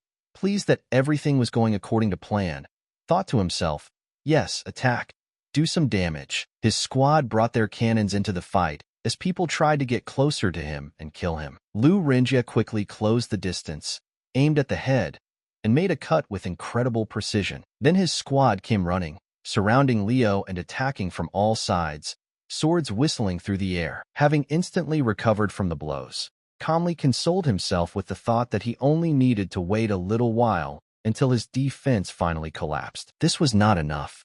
His defense exceeded 1,000 units, and even coordinated strikes did not bring the desired result. Leo could not stand it and, shouting in irritation, demanded that they give it their all. The squad froze, wondering why he looked like he wanted to be defeated. Another asked if their attacks had any effect on him. Lu Renjie, realizing that their attacks were useless, said with surprise and anger, damn, he has such a powerful recovery power. He quickly relayed the information to the others through the earpiece and, without wasting any time, ordered the second squad to enter the battle. The second detachment, having received the signal to act, immediately took up positions and carefully aimed at the target. Having chosen the exact angle for the shot, the machine immediately built up power and fired, hitting the target exactly. Leo, with a smile on his lips, just stood there, taking the brunt of it, and happily said yes, just like that. General Ho, amazed by Leo's incredible endurance, thought darkly, what the hell with his recovery power? He wondered if he was serious, since the battle had just begun and he was already ready to fight the human army alone. The squad continued to strike repeatedly, trying to kill him, and Leo laughed, urging them to continue attacking. Not understanding what he was trying to achieve, began to wonder if there were any countermeasures. When Leo's life bar decreased a little, he happily noted, here's the blood, continue. His passive skill was activated. After receiving a series of hits, the skill started a recovery and reflected all attacks back, instantly knocking enemies aside. Looking at the dead bodies of their comrades, asked with horror and fear in their voices what had happened, not understanding how their attacks could have been so useless. The wounded man, speaking with difficulty, croaked that this guy was definitely not an ordinary demon. His resistance power was too strong. After these words, he bled to death. His comrades, watching what was happening, noted with sadness and heavy hearts that Aben was dead. Realizing the seriousness of the situation, realized that they were in serious trouble. He recognized that this demon was incredibly strong and would be extremely difficult to defeat. Having made a difficult decision, he gave the order to stop the attack. Lu recalled General Xian's words, saying that among the demons, there appeared a rank S, a true master with the ability to recover. He added that this demon, relying on its own strength, independently broke through many worlds and came to them, allowing demons to gain power that they did not have before. The main question for Liu was why Leo was still alive despite all the attacks, and who he really was. Leo, having fully recovered, asked why they stopped, because there were more than 10,000 of them, why they didn't kill him. The soldiers, noticing that Leo had no scratches, asked in amazement how the wounds on his body could have healed so quickly. Another soldier added that there was definitely something wrong with him. Liu informed the other squads that the demon they had encountered was much stronger than they had expected, and told everyone to remain calm and not attack. Leo added that their task was to attract the most powerful demons, and they accomplished it. As he moved away from Leo, Lu Renjie gave the order to retreat, adding that they did not need any losses. The entire army immediately began to retreat. The demons, noticing their retreat, were outraged. Mei firmly pointed to their retreat and, riding a dragon, called everyone to follow her, commanding them not to let the enemy escape. Following her order, the demons mounted their dragons and rushed in pursuit. Wu Juan, seeing that the first detachment had begun the attack, decisively gave the order to his army to advance. The people, hearing the noise behind them, immediately turned around and were shocked to see the demons starting to advance towards them with fury. Lu Renzi, surprised, shouted out what this meant. Why did they attack so suddenly? Then it dawned on him that he had let the entire army go, and now they were left defenseless. This realization shook him, and he knew that their end was near. The demons, sensing their fear, screamed in rage and rushed forward, ready to tear their enemies to pieces. General Ho smiled and thought that General Gon Leo wasn't so bad. Today's youth are quite cunning, which is not a bad thing. Having taken the highest state, he shouted, "Listen to the order." From this moment on, everyone obeys the order of General Ganya. Clenching his fists furiously, shouted that the ant army must be defeated at any cost. His voice sounded like an order, full of determination and hatred for the enemy. His army immediately shouted that they obeyed and, as one, rushed to the battlefield, ready to carry out the order and fight to the last. But suddenly a soldier appeared and reported that bad things were happening. The human army had set a trap. The siege army was just a cover for the real one. From the western side, the human army had already passed through the gate. Unable to bear it any longer, he said with tears in his eyes that all the generals who were on duty there had been beheaded. The people of Yunghua are suffering from a massacre. Their real troops are attacking the capital from all sides. The demons are finished. With pain and surprise in his heart, quietly said that this was impossible. He could not believe that the situation had come to this. Jiang Doupan's head was mercilessly torn off, and the man holding it in his hands laughed, calling the demons useless. Already heavily injured after the fierce battle, barely managed to say that this man was indeed incredibly strong, who was also seriously injured, said with pain in his voice that the demons should evacuate immediately. The man sitting on the body of the dead demon said with a grin that their defense forces were completely defeated and that it would soon be time for the game. At that moment, help arrived, suddenly attacking with a powerful explosion. The explosive blow shook the air, causing the enemies to freeze for a moment. One soldier was mortally wounded, and his comrade, in a panic, said urgently that he needed medicine or he would not survive. Another anxiously wondered if the demons had returned. General Ho's hatred was unbearable as he furiously declared that the true rival had finally appeared. The man grinned and said that a truly powerful demon had finally arrived. Getting to his feet, he laughed and remarked that he had been sitting too long. His words were full of self-satisfaction. General Hua immediately felt a purple glow coming from him. He was much more powerful than other people. Without wasting a second, he decided to speed up. Having made a quick decision, he concentrated, feeling how energy filled his body. He transformed into a dragon. His body began to change, growing in size, and his strength and speed increased dramatically. His eyes lit up with a bright fire, and the power emanating from him made the air vibrate. A few minutes ago, a fierce battle between humans and demons was unfolding at the southern gate of Yunghua. Leo, returning to the city walls, handed over command to his squad, calmly declaring that it was time to play a little. In a disappointed voice, he muttered that after his soul had moved into this body, some abilities had started to activate, and despite his desire to commit suicide, death had eluded him every time. Then he suddenly burst out laughing, turning into hysterical laughter, and tears glistened in his eyes. He added with annoyance that even having become a demon lord, it was still not enough. Suddenly, a huge pillar of fire fell from the sky, destroying one of the city's main buildings with a roar. Leo froze, not believing his eyes, and looked around the destroyed streets in a daze. He saw many dead, and with pain in his soul, he wondered if they were not supposed to fight outside the city. A thought flashed through his mind when the enemies managed to enter. His thoughts were interrupted by a plaintive cry. "I beg you, let my daughter go. He will give everything back." Leo turned around instantly and saw one of the people stomping on the demon's head, saying that he didn't need anything. Another man was standing next to him, clutching a little girl in his arms, who was crying and calling for her father. His friend grabbed the girl roughly and, laughing, promised that they would have more fun. Desperately stretched out his hand forward, begging to let her go.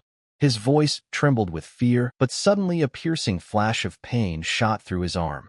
He felt sharp steel digging into his flesh, and a loud scream escaped his chest. The man mockingly stated that in the world there is always one who wins and another who loses. He didn't have time to finish speaking, as he suddenly received a powerful blow to the face and flew back several meters. Leo looked at them with fury in his eyes, feeling that his patience was running out. In his head there was a thought that this would not work. Still holding the girl, chuckled and called him another suicide bomber who had come to die. They quickly tied the girl's hands, and then, taking out their weapons, rushed at Leo, speaking after him. Leo calmly noted to himself that even in a fierce battle, the Lord could not lose, and therefore the army of people was in flight. With one powerful blow, he sent them both flying, instantly reducing their health to a minimum, rendering their weapons completely useless. Leo tightened his grip on one of the attackers' throats with a cold expression and increased the pressure. The man was horrified inside, realizing that just one blow had practically deprived them of any chance of survival. Looking into Leo's inhuman eyes, he began to suspect that what he was seeing was not a system error. Leo, increasing the pressure on his throat, gave the order to say what formation they were from. The man, frightened, immediately answered that they were from the 21st detachment of the 511th formation. His comrade, barely catching his breath, wondered why Leo needed the formation number. Leo suddenly loosened his grip and, repeating the squad number, fell into a state of shock. The thought flashed through his head. Could this really be the same detachment in which he had once been a commander? Suspicions that something was wrong began to grow, and he continued to wonder what was going on here. Having realized the danger, began to retreat, shouting to each other to run faster. One of them noticed with fear that Leo was somehow strange. Leo, lost in his thoughts, realized that something inexplicable was happening around him. The uneasy feeling of unease grew stronger with each passing second. Looking around, Leo felt a growing sense of déjà vu creep into his mind. The streets, the buildings, even the air seemed strangely familiar, as if he had been in this place a long time ago. The realization flashed in his mind that the Yunhua Demon City was in front of him. While Leo was coming to his senses, his ears were pierced by the heartbreaking scream of a little girl.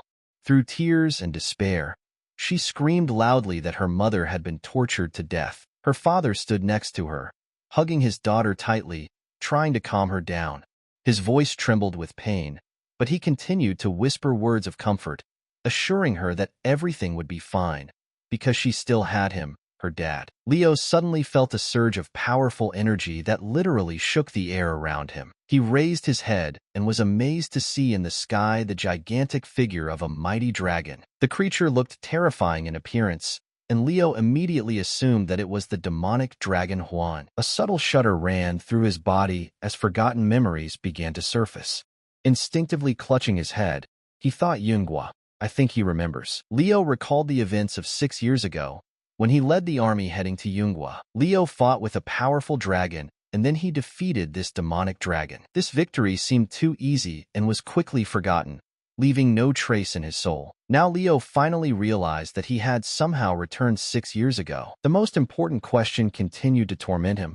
Why was he no longer in command of the army, and what happened to his real body? At the same time, Hao Jinga was thinking that the hostility between the races was about to flare up again. However, she noticed that Leo was different from the majority. She reached out and stroked his hair, noting that his war was fought for protection, unlike others who fight for the sake of plunder, power, and tyranny. And this is the most unfortunate thing. Leo's memories filled his mind more and more.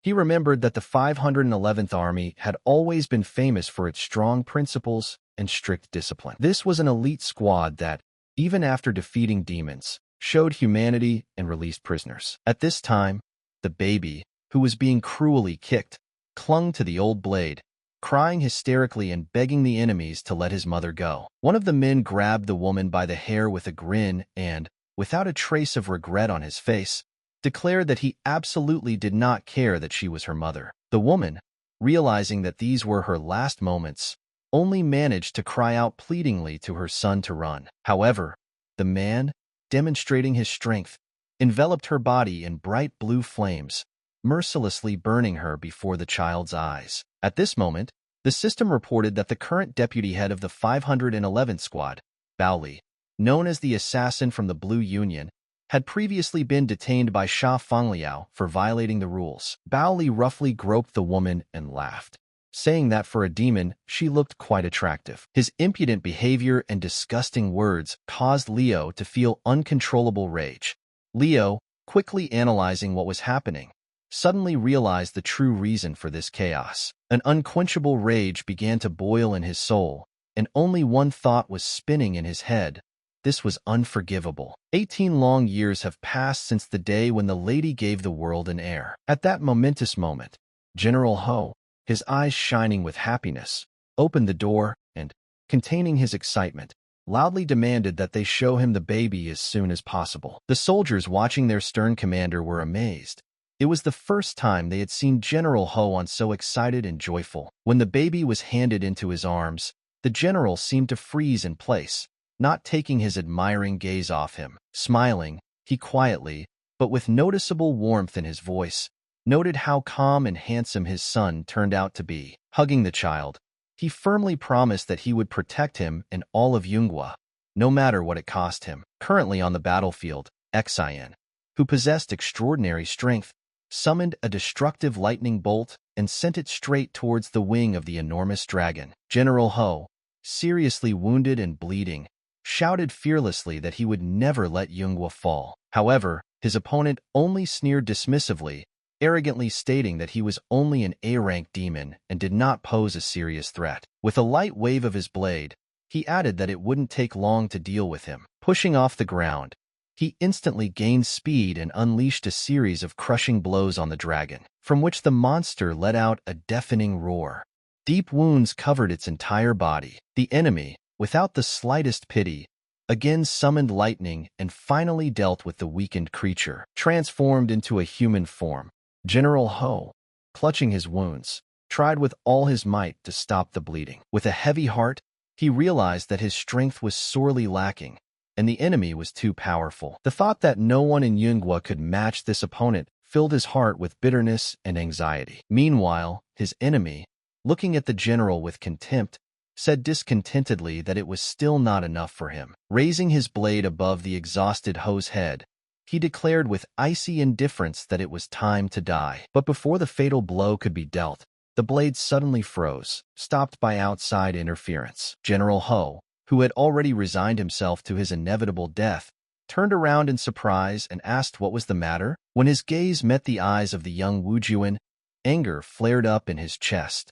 He furiously shouted out whether he had gone mad and demanded to know what he was doing here. Wu Juan clenched his fists and confidently replied that he had come here to kill the enemy. However, the general, still writhing in pain, said that he would never allow this to happen, since Wu Juan was not his opponent, just a pitiful bug in his path. Wu Juan couldn't bear it any longer and started screaming, repeating his father's words about him being a pathetic little bug. In despair, he added that he had heard this since childhood and asked if he was really so insignificant in his eyes. 14 years ago, when Wu Juan was still a child, he was once asked who he admired most. With a beaming smile on his face, he answered without hesitation that he admired his father, a mighty general. Having taken first place in the exam, the little boy joyfully ran to his father's office to share his victory. Instead of the expected approval, he heard only a cold reply that he already knew everything. The kid, disappointed with his answer,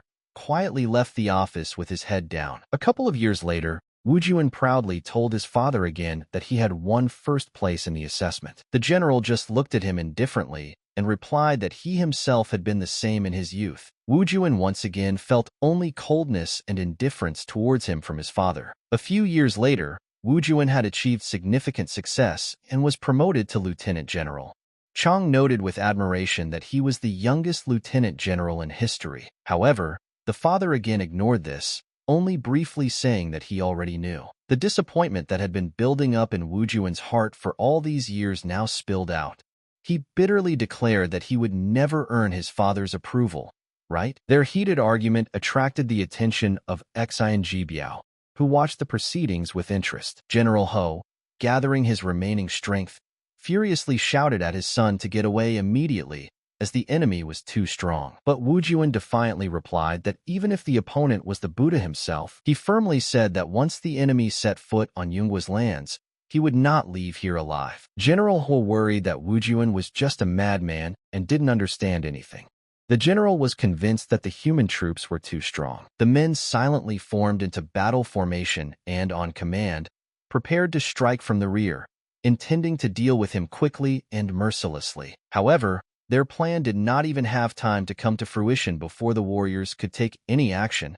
They were already cut down. In the blink of an eye, their heads were separated from their bodies, and the headless warriors fell to the ground one after another. Left without cover, Xian felt his armor crack and the blade in his hands suddenly break into two halves. Who was standing nearby did not hide his amazement loudly, noting that Wu Juan had destroyed their squad with a single blow. Also amazed by such incredible power, immediately realized that this demon was of a completely different level. Wu Juan concentrated all his internal energy, created huge wings of fire matter for himself, and quickly soared into the air. With a slight movement, he began to accumulate an incredible amount of power, preparing to use the demon lord's deadly skill. From his furious energy, the air and the earth around him began to tremble and vibrate. Sensing the familiar yet terrifying power emanating from his son, quietly said that the process of releasing the demon lord's power had begun. General Ho thought with pride that his son had long since surpassed him. In his mind,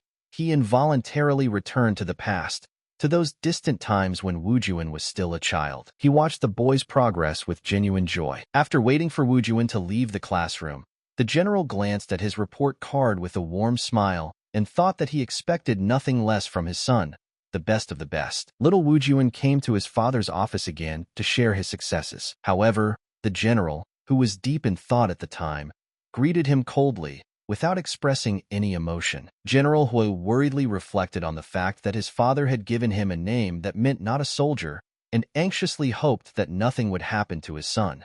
He wondered where Wu Juan's interest in war came from. Later, a demon approached him and reported that Mr. Wu Juan had won first place. The general, rejoicing at his son's success, exclaimed that he had known for a long time he was the only one like him. However, he noted with sadness that his son's achievements were at odds with his expectations. The demon thought sadly that every time the general learned of Wu Juan's military successes, it only increased his sadness. Sitting at his wife's grave, wondered why his son had chosen such a dangerous path. Despite his worries, he still felt proud that his son had once again taken first place, and quietly noted to himself that he had not expected anything less from him. He once promised himself to remain cool and stay away from the army, to give his son the opportunity to live in peace. But he sadly asked himself why she left so early.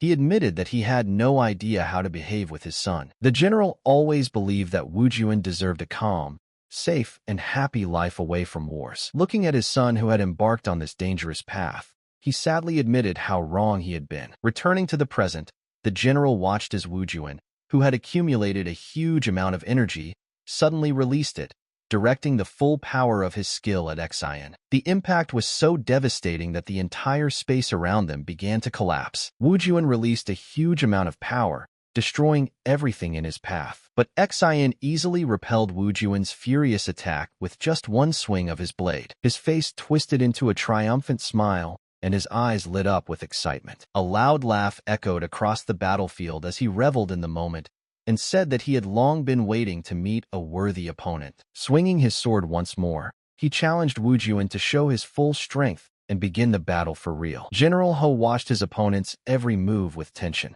His gaze lingered on Xian's sword, and a vague memory surfaced in his mind. He remembered once seeing this formidable weapon on an ancient map where it was marked as a relic of terrifying power. Meanwhile, Wu Juan, sensing the growing threat, instantly strengthened his defense, accepting the challenge with unperturbed confidence.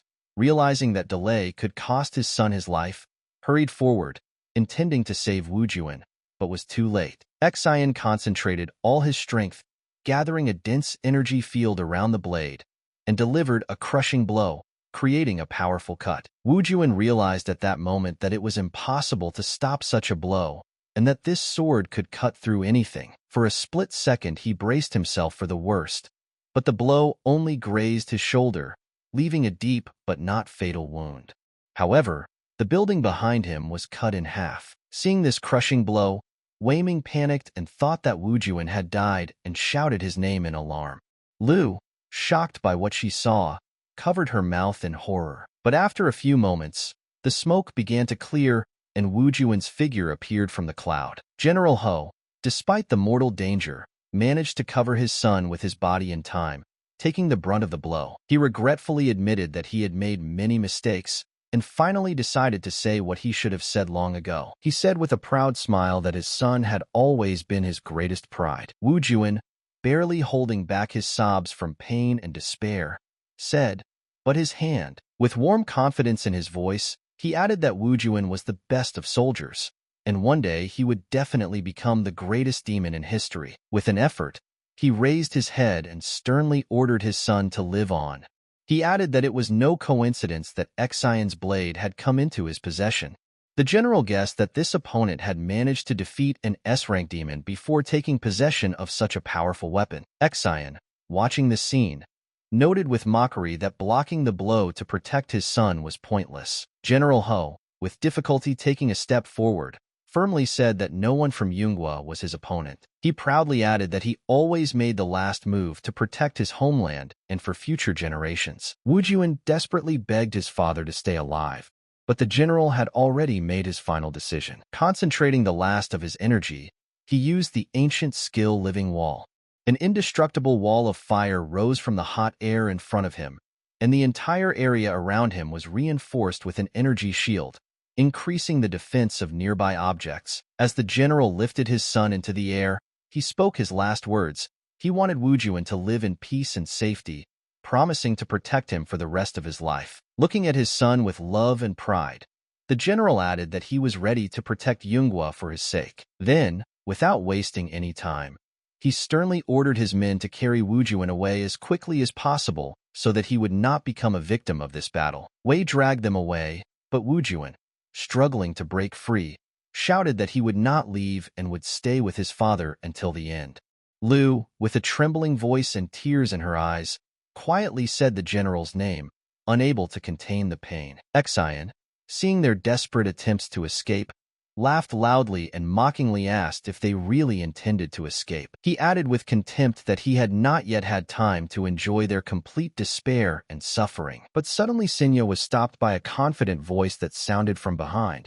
He said not to kill them so easily. Xian turned around and saw a demon named Chong calmly walking towards them with a mysterious cube in his hands. Chong reported that a group of demons were desperately protecting this artifact. Holding the cube forward, he offered it in exchange for a place on Xian's team, hoping to form a profitable alliance with him. Xian, without lowering his sword, held it near Chong's head and with cold disdain asked whether this cube was an important demonic element and why he should believe his words. Chong, despite the obvious threat to his life, managed to maintain his composure.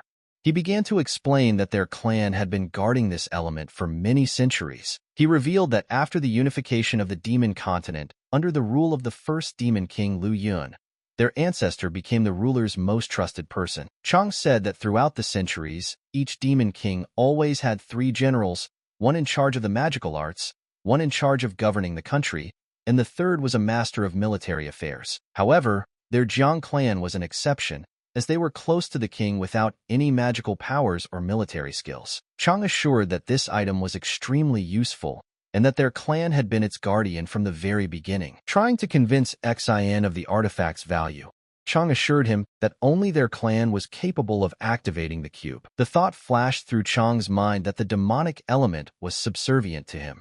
In front of him was an elemental body that could gather the life force and spiritual power of the entire demon race. Every demon requires the work of this element, and creating a new element takes several decades. Xin examined the cube carefully, keeping his eyes on Chang.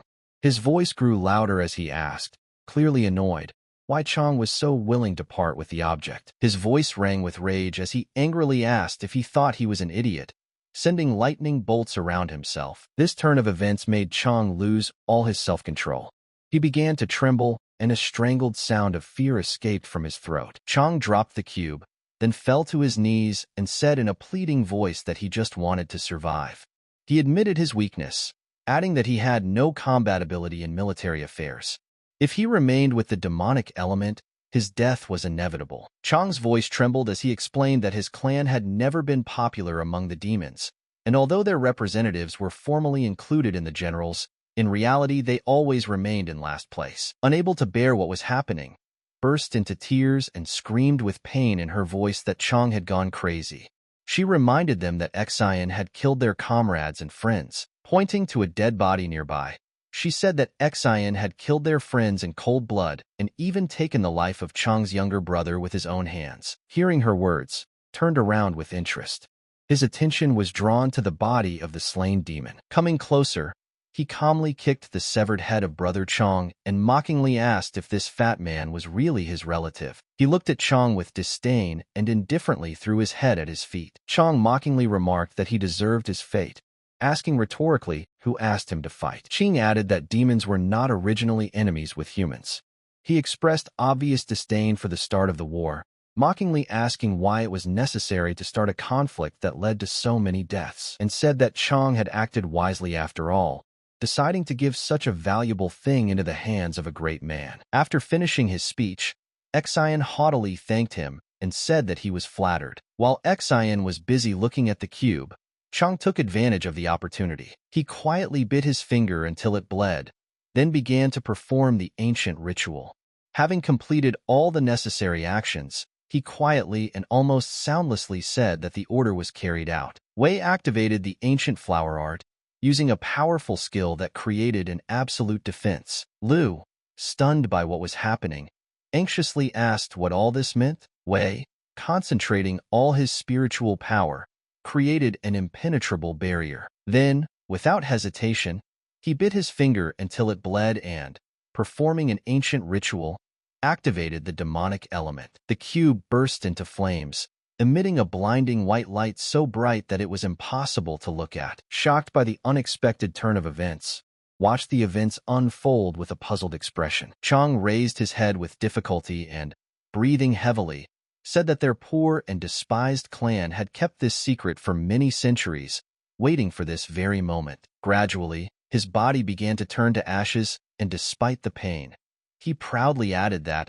finally, their clan was able to bring real benefit to the entire demonic people, and now he had nothing more to regret. The cube exploded, releasing a destructive wave of energy that tore everything around it apart with incredible force. The barrier Wei created managed to protect his comrades, keeping the deadly wave outside and preventing the explosion from hitting them. A powerful burst of energy instantly spread over a huge distance, destroying all enemies in its path. On the second wall are demons, alarmed by the flash.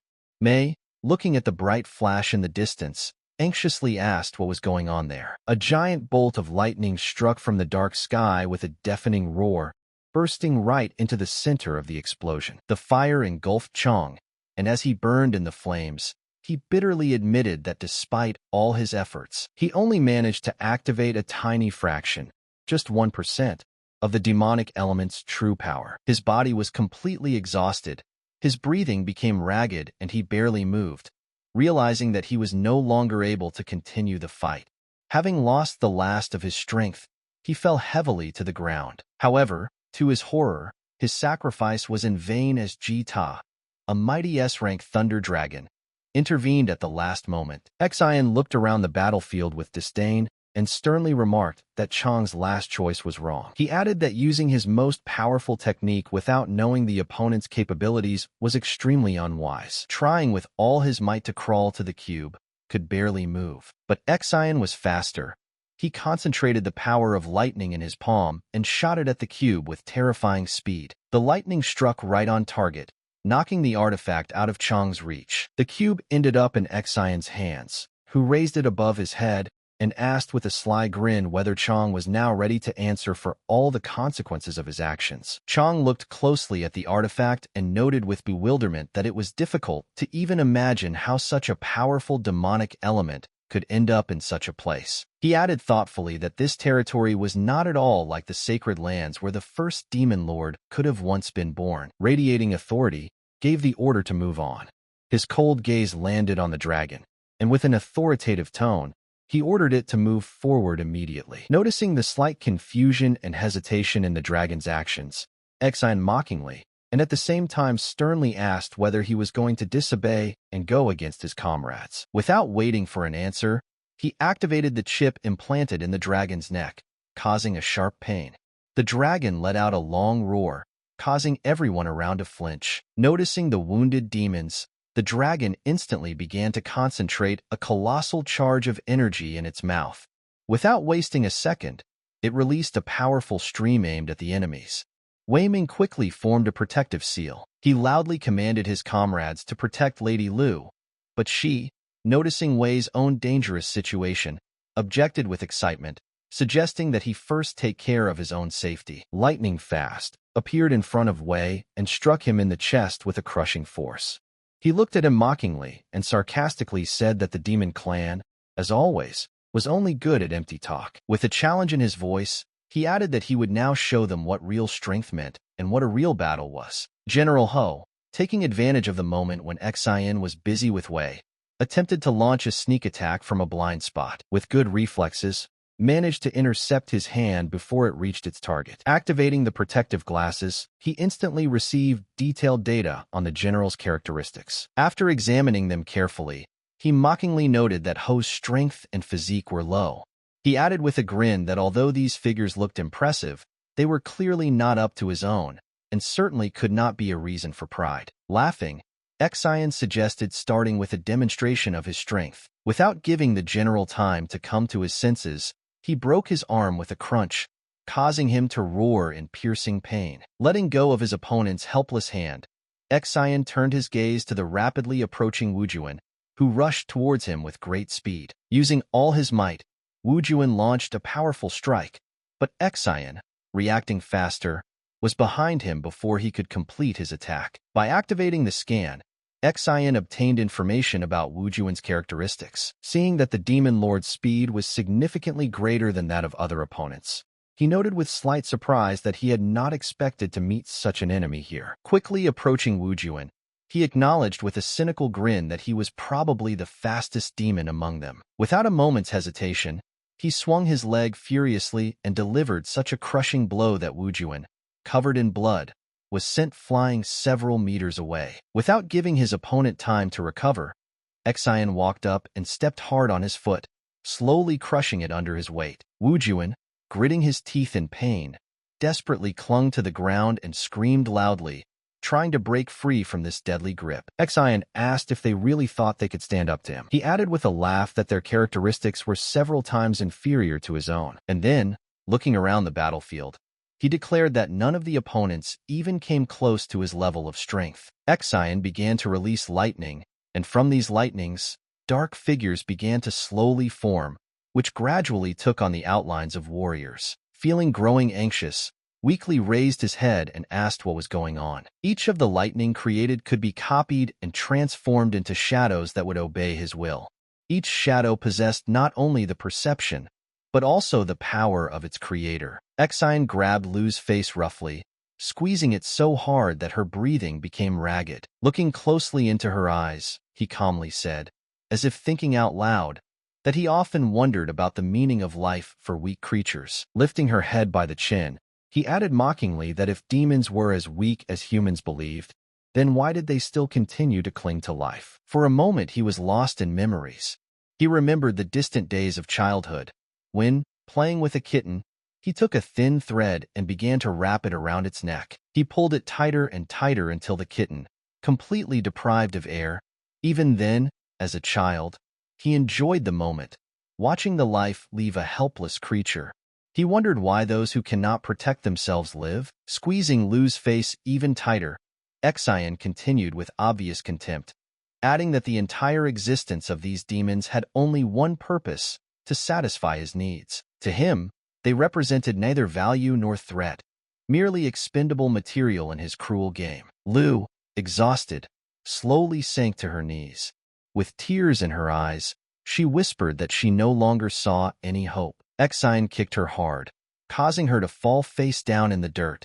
He then began to trample her without the slightest compassion, and his clones, following their master's example, began to beat up the rest of the demons. General Ho, breathing heavily and barely holding back the pain, said with bitterness in his voice that it was all over. He admitted that they had been defeated and expressed regret that they had not been able to save their comrades. Exian laughed and said that this was exactly what he expected from the so-called public defender. Then, with cold indifference, he declared that all this had been predetermined from the very beginning, and that further resistance was pointless. Signaling to one of his clones, Exian calmly watched as he approached the wounded Wujuan. The clone roughly grabbed Wujuan by the hair and tilted his head, mockingly asking if this boy was his son. He added with a grin that he was willing to spare him if Wujuan would kneel and admit defeat.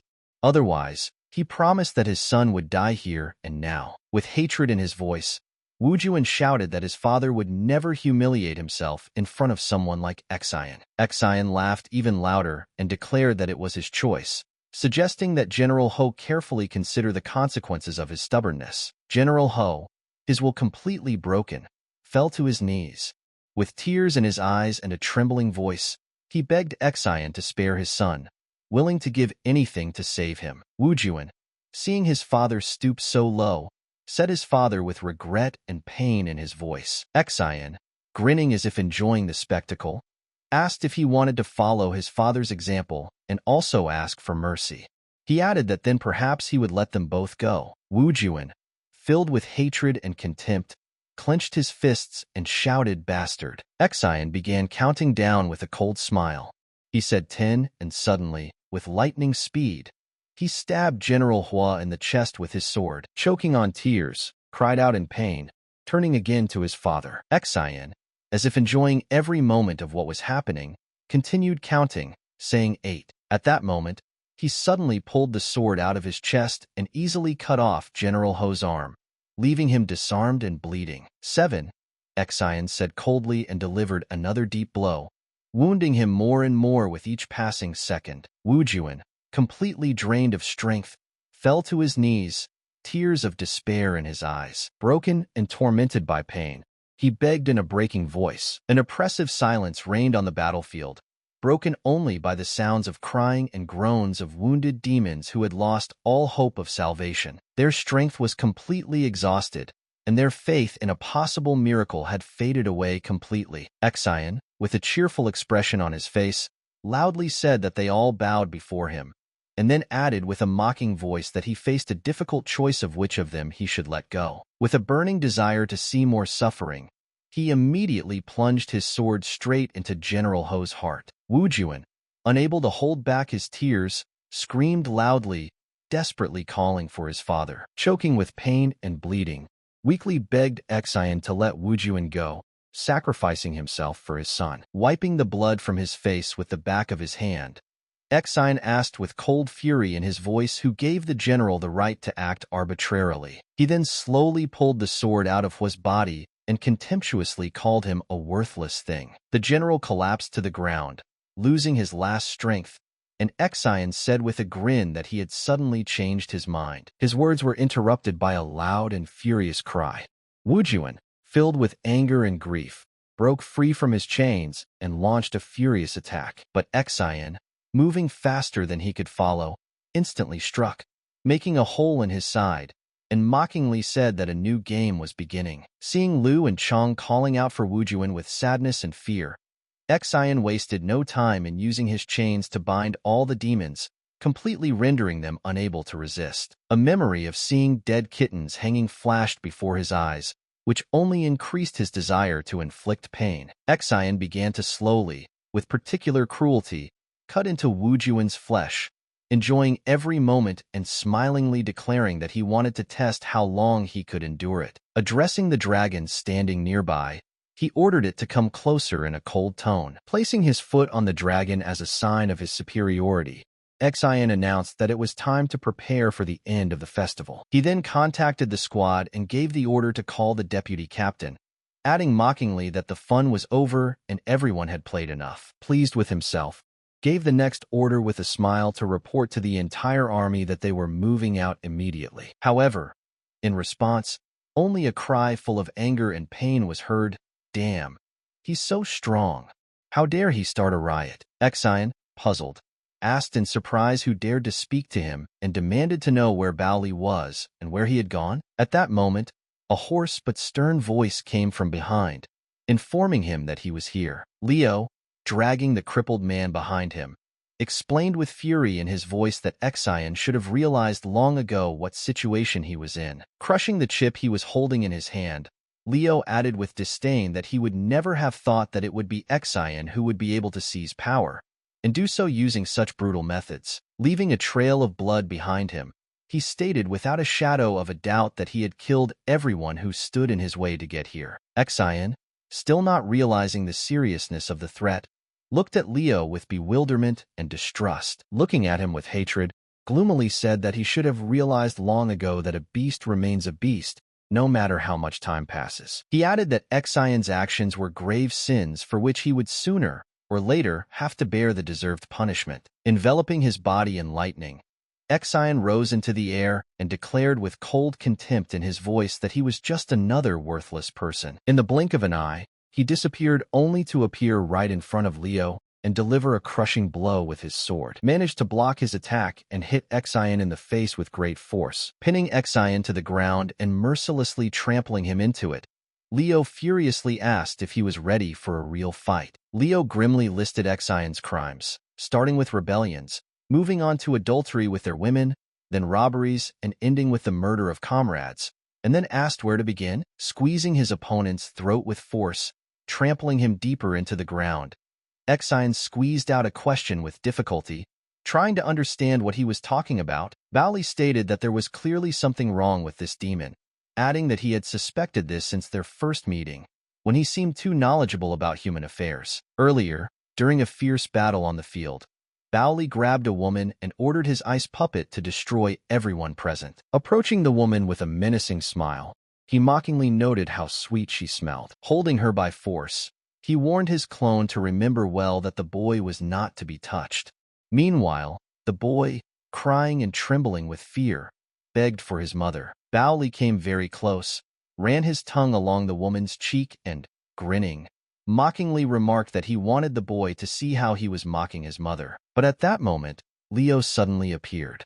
With devastating force, he destroyed all the ice clones with one powerful blow and freed the child from the enemy's clutches. With malice in his voice, Baoli called Leo another demon, clearly underestimating his strength. Using his creative abilities, he quickly created a new ice puppet, challenging Leo to test its strength. He added with a smirk that this puppet contained half of his own blood and power, making it extremely dangerous. Leo, moving at an unimaginable speed, instantly broke the ice creature into small pieces. Shocked by what he saw, screamed, not believing that someone could destroy his creation so easily. Before he could come to his senses, he felt a powerful blow that threw him to the ground with crushing force. Leo, having received a notification about his level up, as well as a message about having 12 boost points and unlocking a new copy skill, he grabbed Baoli by the hair and angrily demanded that he tell him the whole truth about what had happened to his army. Baoli began his story. He explained that the 511th Squad was originally commanded by Captain Sha Fenliao, and his deputy was Manhwa. About a month and a half ago, the deputy hosted a banquet in honor of his upcoming engagement. It was on that day that they decided to act. Captain Sha Fenliao was not present at the banquet that day, which gave them a perfect opportunity. While everyone was drunk, he and Xian Jibiao snuck into the deputy captain's camp. They tied him up and then told him the plan that they wanted to frame the captain. Allegedly, he was taking bribes. He had already taken all the things. It would be better for him to sit quietly. Xian offered Wenhua the position of captain, promising to make him his deputy and threatening that if he refused, they would move against Yunghua. Vehemently refused, saying that such actions violated all the rules. But he refused to go against Sha Fengliao without losing his composure, stripped to the waist, and said that he was not going to negotiate. And immediately the girl, holding Wenhua tied up, Xian reminded him with a mocking grin that tonight was his wedding night. Wenhua, desperately trying to free himself, screamed with hatred for them to let go of his bride. Using the power of his overlord's eye, Wenhua attempted to stop them, declaring that he would kill them if they did not stop their actions. Xian mockingly explained that there was poison in his drink, and now any attempts at resistance were useless. Placing a jar of the remaining poison in front of him, he coldly informed him that fighting was futile. Summoning his clone armed with needles, Xian repeated the question, demanding Wenhua answer whether he was willing to support their plot against Sha Fengliao. Wenhua, undaunted by the threats, angrily refused, declaring that he would not betray his captain, even if it cost him his life. In the end, Wenhua died along with his bride, preferring death to betrayal. Bao Li finished the story by concluding that all this happened only because Wenhua and his fiancée refused to desecrate Sha Fengliao's name. By leaving several of Sha Fengliao's personal belongings that he frequently used at the crime scene, Xian Jibiao made sure that no one would have any doubts about the captain's involvement. One of the soldiers, shocked by what he saw, asked what exactly had happened, while another shouted out in alarm whether he should immediately call someone from the medical room. Xian said that he arrived too late and witnessed the moment when Wenhua took his last breath. He said that Captain Sha Fengliao left the camp in a hurry immediately after the murder. Gathering his commanders around him, Xian Jibiao officially declared Sha Fengliao the prime suspect. He placed all responsibility for what had happened on the captain, and then, without wasting any time, led the army to the camp, deciding to deal with him personally. However, none of the warriors could have predicted that, upon arriving at the camp, they would find it empty. The captain had disappeared. Xian disdainfully announced that Sha Fengliao had escaped, adding that even his personal equipment and weapons, which he always kept with him, were left behind in the camp. Xian Jibiao then sent a request to the divine authorities, demanding an arrest warrant for the captain. In his appeal, he claimed that Sha Fengliao had been caught plotting a mutiny, had raped his squadmate's wife, and had then escaped. Sha had become an army center. Before the war began, changes were made in the army's command structure, and through the influence of his father, Xian Jibiao was appointed supreme commander. The tied-up Bao Li, with difficulty breathing, asked why Liu was so interested in the affairs of people. Ignoring his question with cold fury, demanded to know if anyone else understood. Bao Li, through laughter, admitted that the resisting fanatics were simply sacrificed to maintain the appearance of order. He added that he himself does not approve of such methods, and that he should have behaved differently. Bao Li declared that he had finished his story and demanded to be released, suggesting that he turn to Captain Xian, who, in his opinion, could spare him. Without showing any compassion, slowly pulled out his knife and began to cut off Bao Li's lower limbs, causing him to scream in pain. The beaten enemy, bleeding, cursed Liu in despair and begged him to spare him.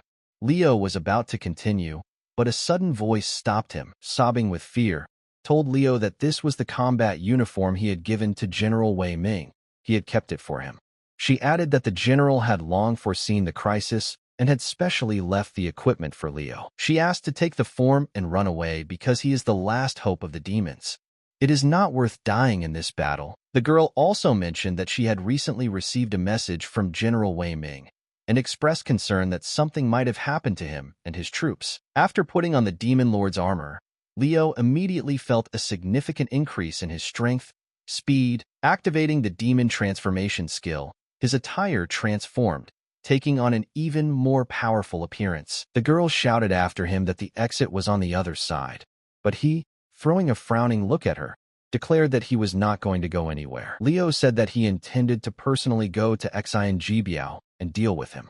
Bao Li shouted that it was suicide, because there was no way to stand up to such an enemy. Bao Li continued to shout with fury in his voice that Xian would finish him off, and Leo could only pray for a quick death. At this moment, Leo was pressing down on Xian with incredible force, and Baoli, choking with fear, suddenly thought about who Leo was and why he was interested in people. Meanwhile, Xian, taking advantage of the situation, changed his location with the clone. Appearing in the blind spot, he took out a device capable of analyzing the enemy's characteristics. After analyzing the data he received, Xian arrogantly remarked that Leo was only an elite A-rank demon whose speed and defense were half that of his own. Xian chuckled and easily concluded that Leo was an ordinary elite demon who relied on brute force and luck. He immediately ordered his clones to attack. Swinging his sword, mockingly declared that Leo would not last long. The demon, having evaded the blow with lightning speed, delivered a crushing counterattack, throwing the clone far back. The clone that flew away admitted with horror that Leo was much faster than he had expected. Gathering all his strength, concentrated and prepared to strike again, saying that it was his turn. Xian thought hard about the data he saw, comparing it with his own characteristics. Judging by the enemy's strength level, the indicators looked quite decent, but his own parameters were significantly superior. After reviewing the parameters again, he noted with irritation that the enemy's relics were somehow unavailable for analysis. After doing a quick calculation, Xian determined that Leo's strength was 4,102, but thanks to the use of weapons, it increased to 5,424. Leo's speed, according to his data, was 1477, while Xian's own speed was an impressive 3732. He made the logical conclusion that the opponent was not physically faster than him. Xian sent another clone to attack,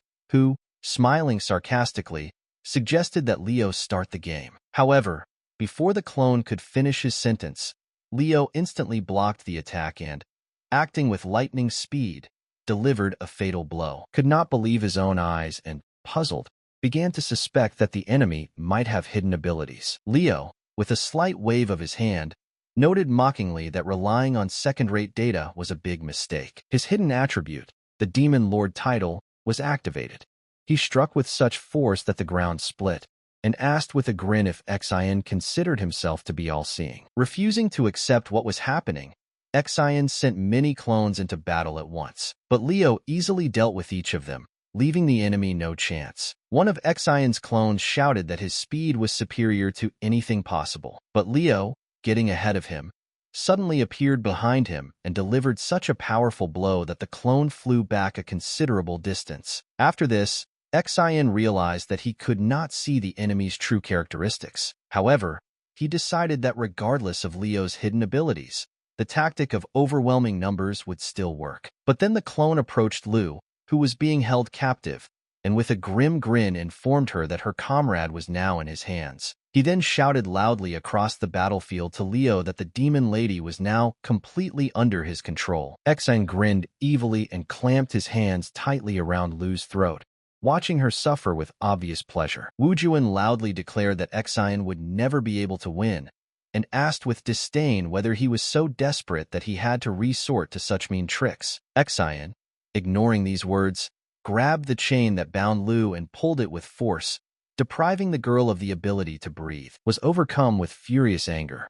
He confidently walked forward, mentally noting that he had seen such tricks before. Xian mockingly announced that this was the end for everyone present. Pulling the chain even harder, he made everyone scream in pain, intending to break the spirit of his opponents. After causing the bound demons unbearable suffering, Xian triumphantly declared that Leo had already lost his will to fight. Then, with a mocking grin on his face, he mockingly said, "Come on, isn't he a strong man?" The man tugged at the chains again and declared that despite Leo's speed, he would not be able to save everyone. If he decided to save one, the other would certainly die. Xian, glaring at Leo, sarcastically asked what choice he would make. Leo clenched his fist so hard that his nails dug into his skin, causing bleeding wounds, and ran forward. Xian, shocked to the depths of his soul, cried out, not believing his eyes that Leo had actually started running. Overcome with rage, shouted that Leo had to save the lady no matter what it took. But Leo instantly appeared next to the enemy, and with one precise movement, plunged 3 fingers straight into the clone's body. The blow was so devastating that the clone was thrown back a huge distance. Wu Juan asked in confusion why Leo decided to help him, since it was the lady who needed to be saved. Smiling and pointing at himself, asked, who said that only he was saved. At this time, the ice puppet, which embodied the general's demonic power, came to Lu's rescue and immediately destroyed the clone, cutting it into pieces. Leo immediately gave the puppet a new order to free all the captives. Following the command, the ice puppet cut the chains with one swift blow of its sword, releasing the wounded demons. Bali froze in bewilderment. He wondered with amazement how Leo had managed to master such a complex skill. A thought flashed through his mind. Wasn't he the only one who could use this skill? Despite the obvious advantage of the enemy, tried to attack the puppet, but she easily intercepted his movement, grabbed him by the head, and slammed him into the ground with incredible force. Leo, watching what was happening, explained with a grin that the puppet's power was identical to his own. He remembered how long he had thought about choosing the right skill to copy, and now he realized with satisfaction that he had made the right choice. Bali still couldn't believe his eyes, and thought that Leo had really just copied this skill. Ice Blood Puppet is the newest skill that Leo has mastered, but despite its terrifying power, it is not without its weaknesses. The first weakness is that the water element must be present to activate the skill. The second weakness is that the puppets require blood to be created, and in large quantities, so that they can draw power from it. Bali calculated that if the puppet had the same strength as Leo, the amount of blood needed to create it should be small. His thoughts were abruptly interrupted, and he quickly warned the captain that fighting the puppet was pointless. Bali then clarified that Leo was using his own skill, and added that it would be more logical to attack Leo himself, who was currently weakened, rather than engage in combat with his creation. Xian made his final decision without hesitation, realizing that the situation had become completely clear. That's it, everything was now clear. One single blow, and it would all be over. One of his clones confidently grabbed the spear in his hands, feeling the concentrated power in it, and, gathering all possible power, threw the weapon with destructive speed. There was a whistle in the air. The spear tore through space, leaving behind a flash of energy, and rushed towards the target. Xian was already anticipating victory. With a wide smile, he confidently declared that this fight was over. However, his joy did not last long. Suddenly, Leo, overcome with rage, loudly and defiantly called out for him to continue. Xian frowned in complete bewilderment. How so? He had hit the target right on target. He had seen the spear pierce his body. Why was Leo still standing in front of him? It was impossible. He had killed him. Without wasting a second, he gave the command to his clones, and in the blink of an eye they surrounded Leo from all sides, preparing for the decisive blow. The clones rushed to attack, raining down a barrage of swift and merciless blows on the enemy. Blades pierced the air, blows fell one after another, but nothing changed. Leo didn't even move. He stood in the middle of the whirlwind of attacks, without a single scratch. Leo confidently said that it was not enough. His scanning vision activated automatically, and enemy data appeared before his eyes. But what he saw horrified him. Why was Leo bleeding so much? What was going on? This demon is definitely something wrong with him. Not only are his characteristics incredible, but his personality is completely different from others. Leo activated his ability, the Heavenly Demon Illusion skill. With hatred in his eyes, Leo asked Xian a direct question. Was this really the end of his pathetic tricks? Xian realized in horror that in his current state he had no chance of winning. He had to flee immediately, otherwise this would be his last fight. The only sensible decision that flashed through my head was to fly into the sky, because there was enough thunder there. He will be able to use its power, create countless copies, and change the course of the battle. Leo sharply cut his hand on the blade, letting his own blood flow down, and, activating an ancient skill, summoned a bloody ice puppet. I rely on you completely, he said. The puppet immediately sat down next to the wounded demons. Bali, watching this, suddenly realized something important. He should have realized this earlier. He was too concerned about people's problems. Besides, he knows all the captain's skills. He knows them better than anyone. Without wasting any time, said with cold fury in his voice that rain, snow, or clear skies, it all made no difference. The ice puppets absorbed his blood power, increasing tenfold.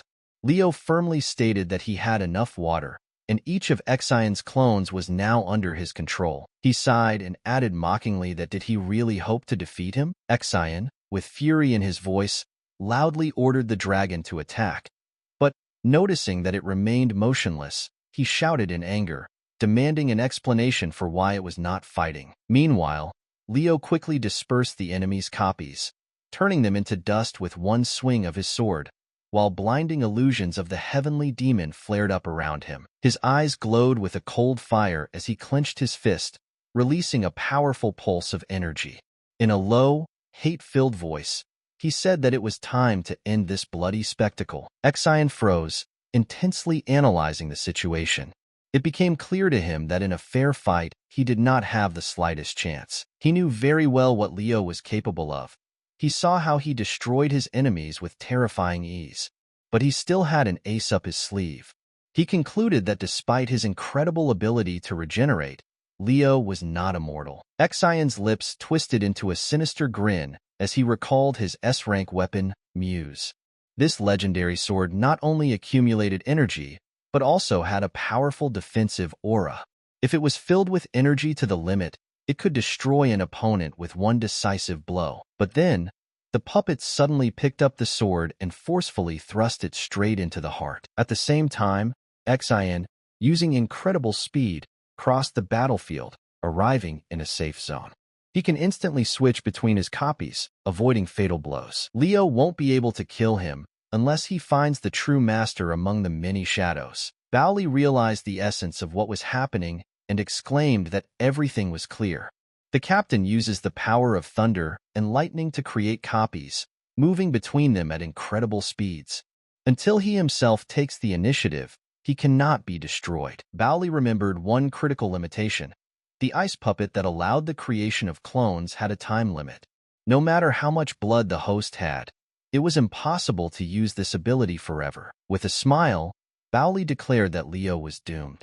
He would not be able to win, because the captain was invulnerable. But before he could finish his thought, Leo grabbed the closest clone in a headlock, squeezing him so hard he couldn't move.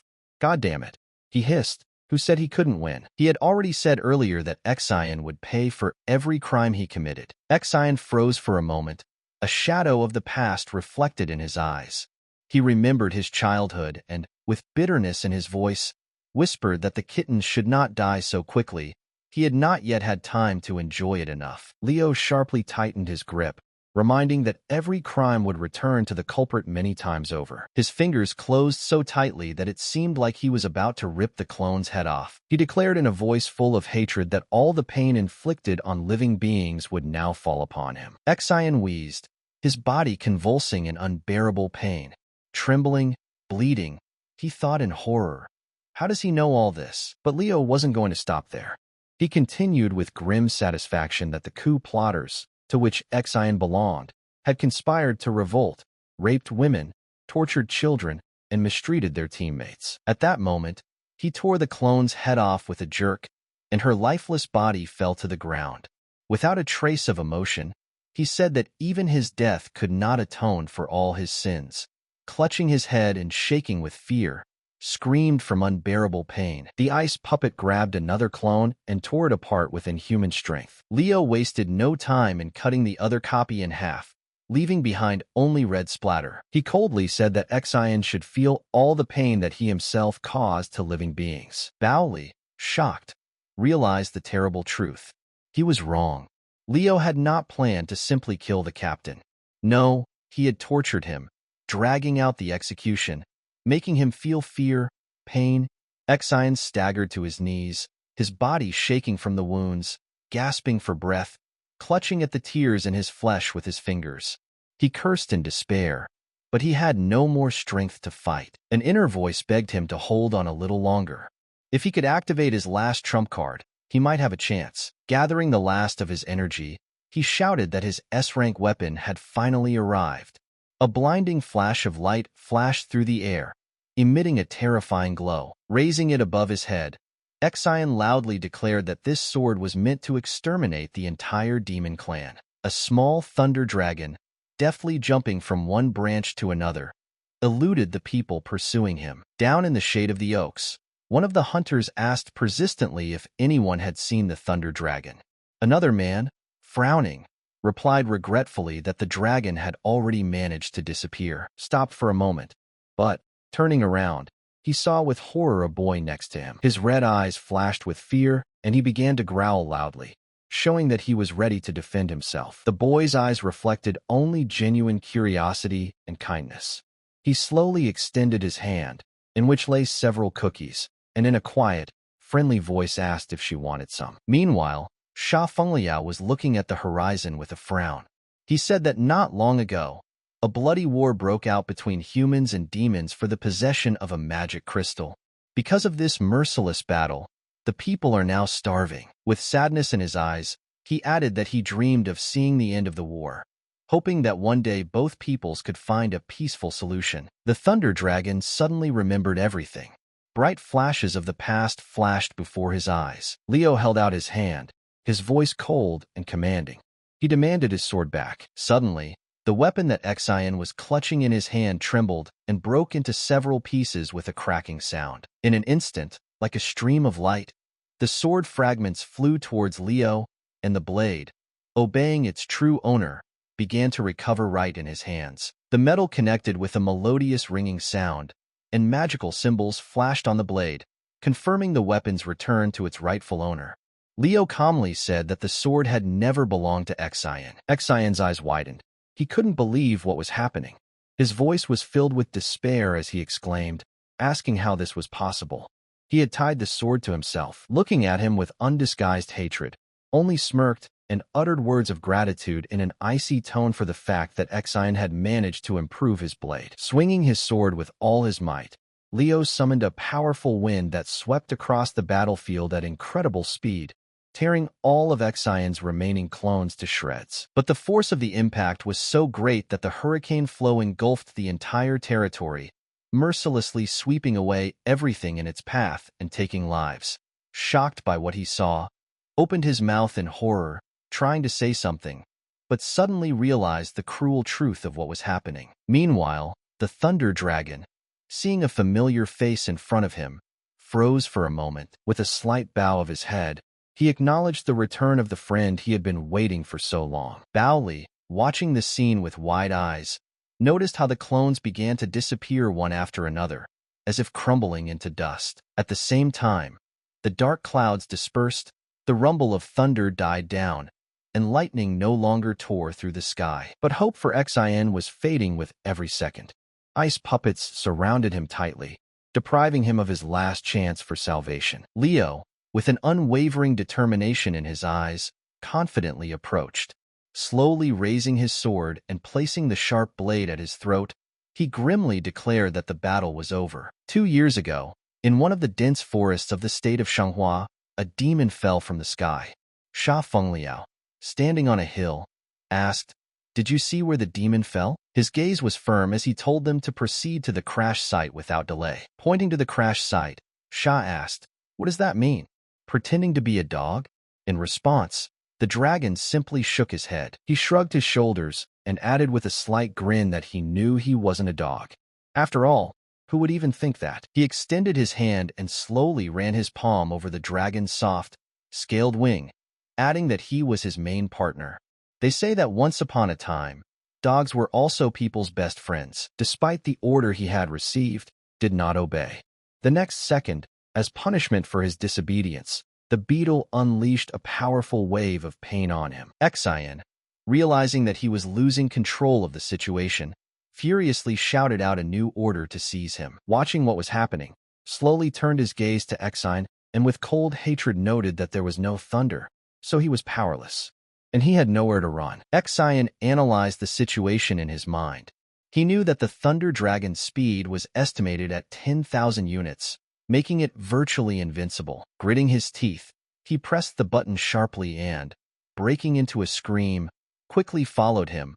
Otherwise, he would blow him up. The Thunder Dragon felt an unbearable, tearing pain pierce his body, causing him to shudder. But through his torment, he suddenly realized that after so many years of loneliness, he had found a friend again. and this caused tears to flow down his cheeks. Leo, his voice filled with sadness, shouted the dragon's name. He realized that there was a bomb inside his friend. Exion, without wasting any time, rushed towards the dragon and gave the order to take off immediately. Baoli, noticing that Exion intended to leave the battlefield and leave him alone, cried out in despair, reminding himself of himself. Exion angrily declared that this was a clan of scum and he would never return here again. However, despite all the losses, he managed to obtain the element. Wei Ming, watching this, noticed that General Gan's speed was about the same. Wu Juan looked at Leo, carefully studying his expression. Finally, he asked him what he was thinking. Was he really going to let them go? Suddenly, Leo heard a voice in his mind. Her tone was filled with confidence, and she firmly stated that she believed in him. He had nothing to worry about. At that moment, the dragon flapped its wings and threw Exion into the air, causing him to lose control. Jita asked him if he remembered the game they once played. The dragon threw Exion into the air, and he, overcome with panic and fear, screamed, demanding to know what was happening. Jita suddenly jumped forward and grabbed Exion with her powerful teeth in a flash.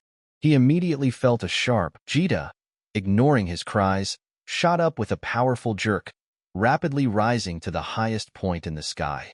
She said to Leo, "Let's continue." But now it's his turn. When she reached her limit, her wings suddenly folded and she shot down like an arrow with incredible speed. Leo stood firmly in a fighting stance, feeling all his strength and fury being concentrated into his sword. Exion, realizing that he was in a hopeless situation, was overcome with panic.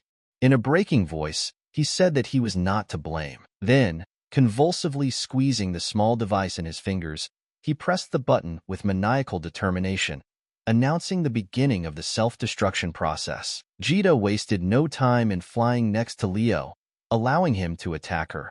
She knew full well that they only had a few moments left before it was too late. At that moment, Leo, concentrating all his strength into one blow, delivered a powerful, swift attack, destroying the bug attached to Jita's body. Collapsed to the ground, breathing heavily, his body shaking in pain, and blood gushing from his mouth. Unable to believe his eyes, stepped back and exclaimed in horror that it had actually exploded. He could not comprehend how such a thing was possible. Exion, choking on blood, saw Leo approaching him with a gloomy expression and instantly lost all his confidence. There was a pleading tone in his voice as he trembled his lips and forced out a plea for mercy. However, without waiting for an answer, rage boiled up inside him and he shouted in a breaking voice the question, "Why doesn't he die?" Leo said with hatred that he should have thought earlier. He shouldn't have been betrayed. Exion, shocked by his words, narrowed his eyes, trying to understand what he was talking about. He asked what exactly he meant and who he betrayed. Without showing an ounce of pity, looked down at him as if he were a nobody. Leo, without deigning to give him any further explanation, ordered him in a cold, hate-filled voice, upon seeing Manhwa, not to forget to apologize to him for that night. These words shook Exion to the core. Horror flashed in his eyes, and he angrily shouted out Sha Fengliao's name. But he didn't have time to think about it, because the next moment Leo swung his sword, leaving a deep, bloody cut on his face. Then, he said what kind of coup d'etat and rebellion this was. With the next blow, he mercilessly reminded him of the crime of violence, as he dealt a few more merciless blows. Each time he increasingly remembered the countless mockeries of the demons, the tortures to which they were subjected. As he cut Exion's body into 4 pieces, he made his final accusation for the murder of his comrades. Blood was gushing from deep wounds. His body was cut into many pieces. Exion died slowly, painfully, feeling his strength leaving him with every second. But even that didn't stop Leo. His anger did not subside. As he struck again, he angrily reminded him that he had taken away all his weapons. Looking at the exhausted enemy with undisguised hatred, Leo said coldly that a man capable of such ruthlessness did not deserve the right to live. One last look of contempt, and he pronounced the final verdict that he would be sentenced to death. Remembering all the evil that Exion had done, all the ruined lives, all the suffering he had brought, Leo said that this was the end. Baoli, watching this scene, felt his hands begin to tremble. He couldn't believe what he was seeing. He realized that this demon standing before them was their captain. and he never ran away. Suddenly, the system's voice rang out, announcing that Leo had destroyed the human team's boss, changed the course of history, and as a result, received a reward of 2,200,000 points. Looking at Shah's body, calmly noted that this issue needed to be resolved as soon as possible. She added that everything that belonged to him, his weapons, his equipment, and of course, his dragon, would now return to him. How Jinga softly said that with this, his chosen one would also return to him. Meanwhile, on human soil, news arrived that there was alarming news coming from the front lines. The soldier reported that the 511th Division of the 21st Army had suffered a complete defeat. General Xian Jibiao had decided to sacrifice himself. There was no emotion in Xian Cheng's eyes as he indifferently asked the only question, "Is there a body?" The soldier shook his head and bitterly replied that the general's body had never been returned. Xian Cheng, with icy calm, gave the order to prepare an empty coffin and inform the whole world that his son had died heroically in battle. Suddenly, he cried out sharply that the fish was biting, demanding that he be helped immediately. His youngest son, Xian Ling, with anger and hatred in his eyes, muttered through his teeth that he would destroy all enemies. At Feng's palace, the demon announced that a letter from the Alliance inviting him to the conference would arrive within 3 days. He then asked if His Excellency had decided on a candidate. Dao Meidin thought that for him, the Alliance conference was nothing more than a public repentance, but he could not avoid participating. Finally, he said that the state should not hand over A-rank demons, because they are too valuable. However, participating in the conference is a huge risk, and not everyone will return alive. The demon with a dangerous voice asked if His Excellency had made a final decision. With visible anxiety on his face, imploringly asked to be given 2 more days to think it over, swearing that he would make up his mind during that time. The demon did not wait for an answer. Suddenly, his tentacles darted forward, piercing the ruler's face, and he said in an icy voice that he was ready to help him make the right decision. At the same time, far to the south in Yunghua, a young girl bowed respectfully and handed over a letter from the Alliance. She said that Yunghua had experienced too many events in just a few days, and Yunghua decided to send support. Lu took a deep breath and accepted the news with gratitude, knowing how important any help was right now. The girl reminded that the lady should rest and soon give an answer as to who she will send to the conference. After all, this event will be the largest of the demon clan. On the other side of the city, the kid concentrated all his power, directing it at the ruins of the destroyed building. In the blink of an eye, the walls began to recover, the stones returning to their places. Seeing this, the builder advised Tian Shao to take a break for a while, since General Jiang had been looking for him for a long time. General Jiang finally found him and noted with a warm smile that he had not even expected to see such a young worker helping in the restoration of the city. Tian Shao bowed deeply and said with gratitude, "Naturally." Then he thanked for transplanting his mother's second heart. General Jiang said that it stopped beating in his body because of the explosion, and it fit his mother perfectly. Besides, he owes him. He sighed and noted that among humanity, as well as among demons, there are both good and evil creatures. Those who do evil get what they deserve. The scene where Baoli begged for mercy, assuring him that he would never come near their clan again, came back to him. However, fate was merciless. Cerberus's huge demonic dogs approached him and sensed his fear. Realizing his doom, screamed in despair, begging for it to stop. But the Cerberus snarled and pounced on him, tearing into his flesh. This is the credo of their poor clan.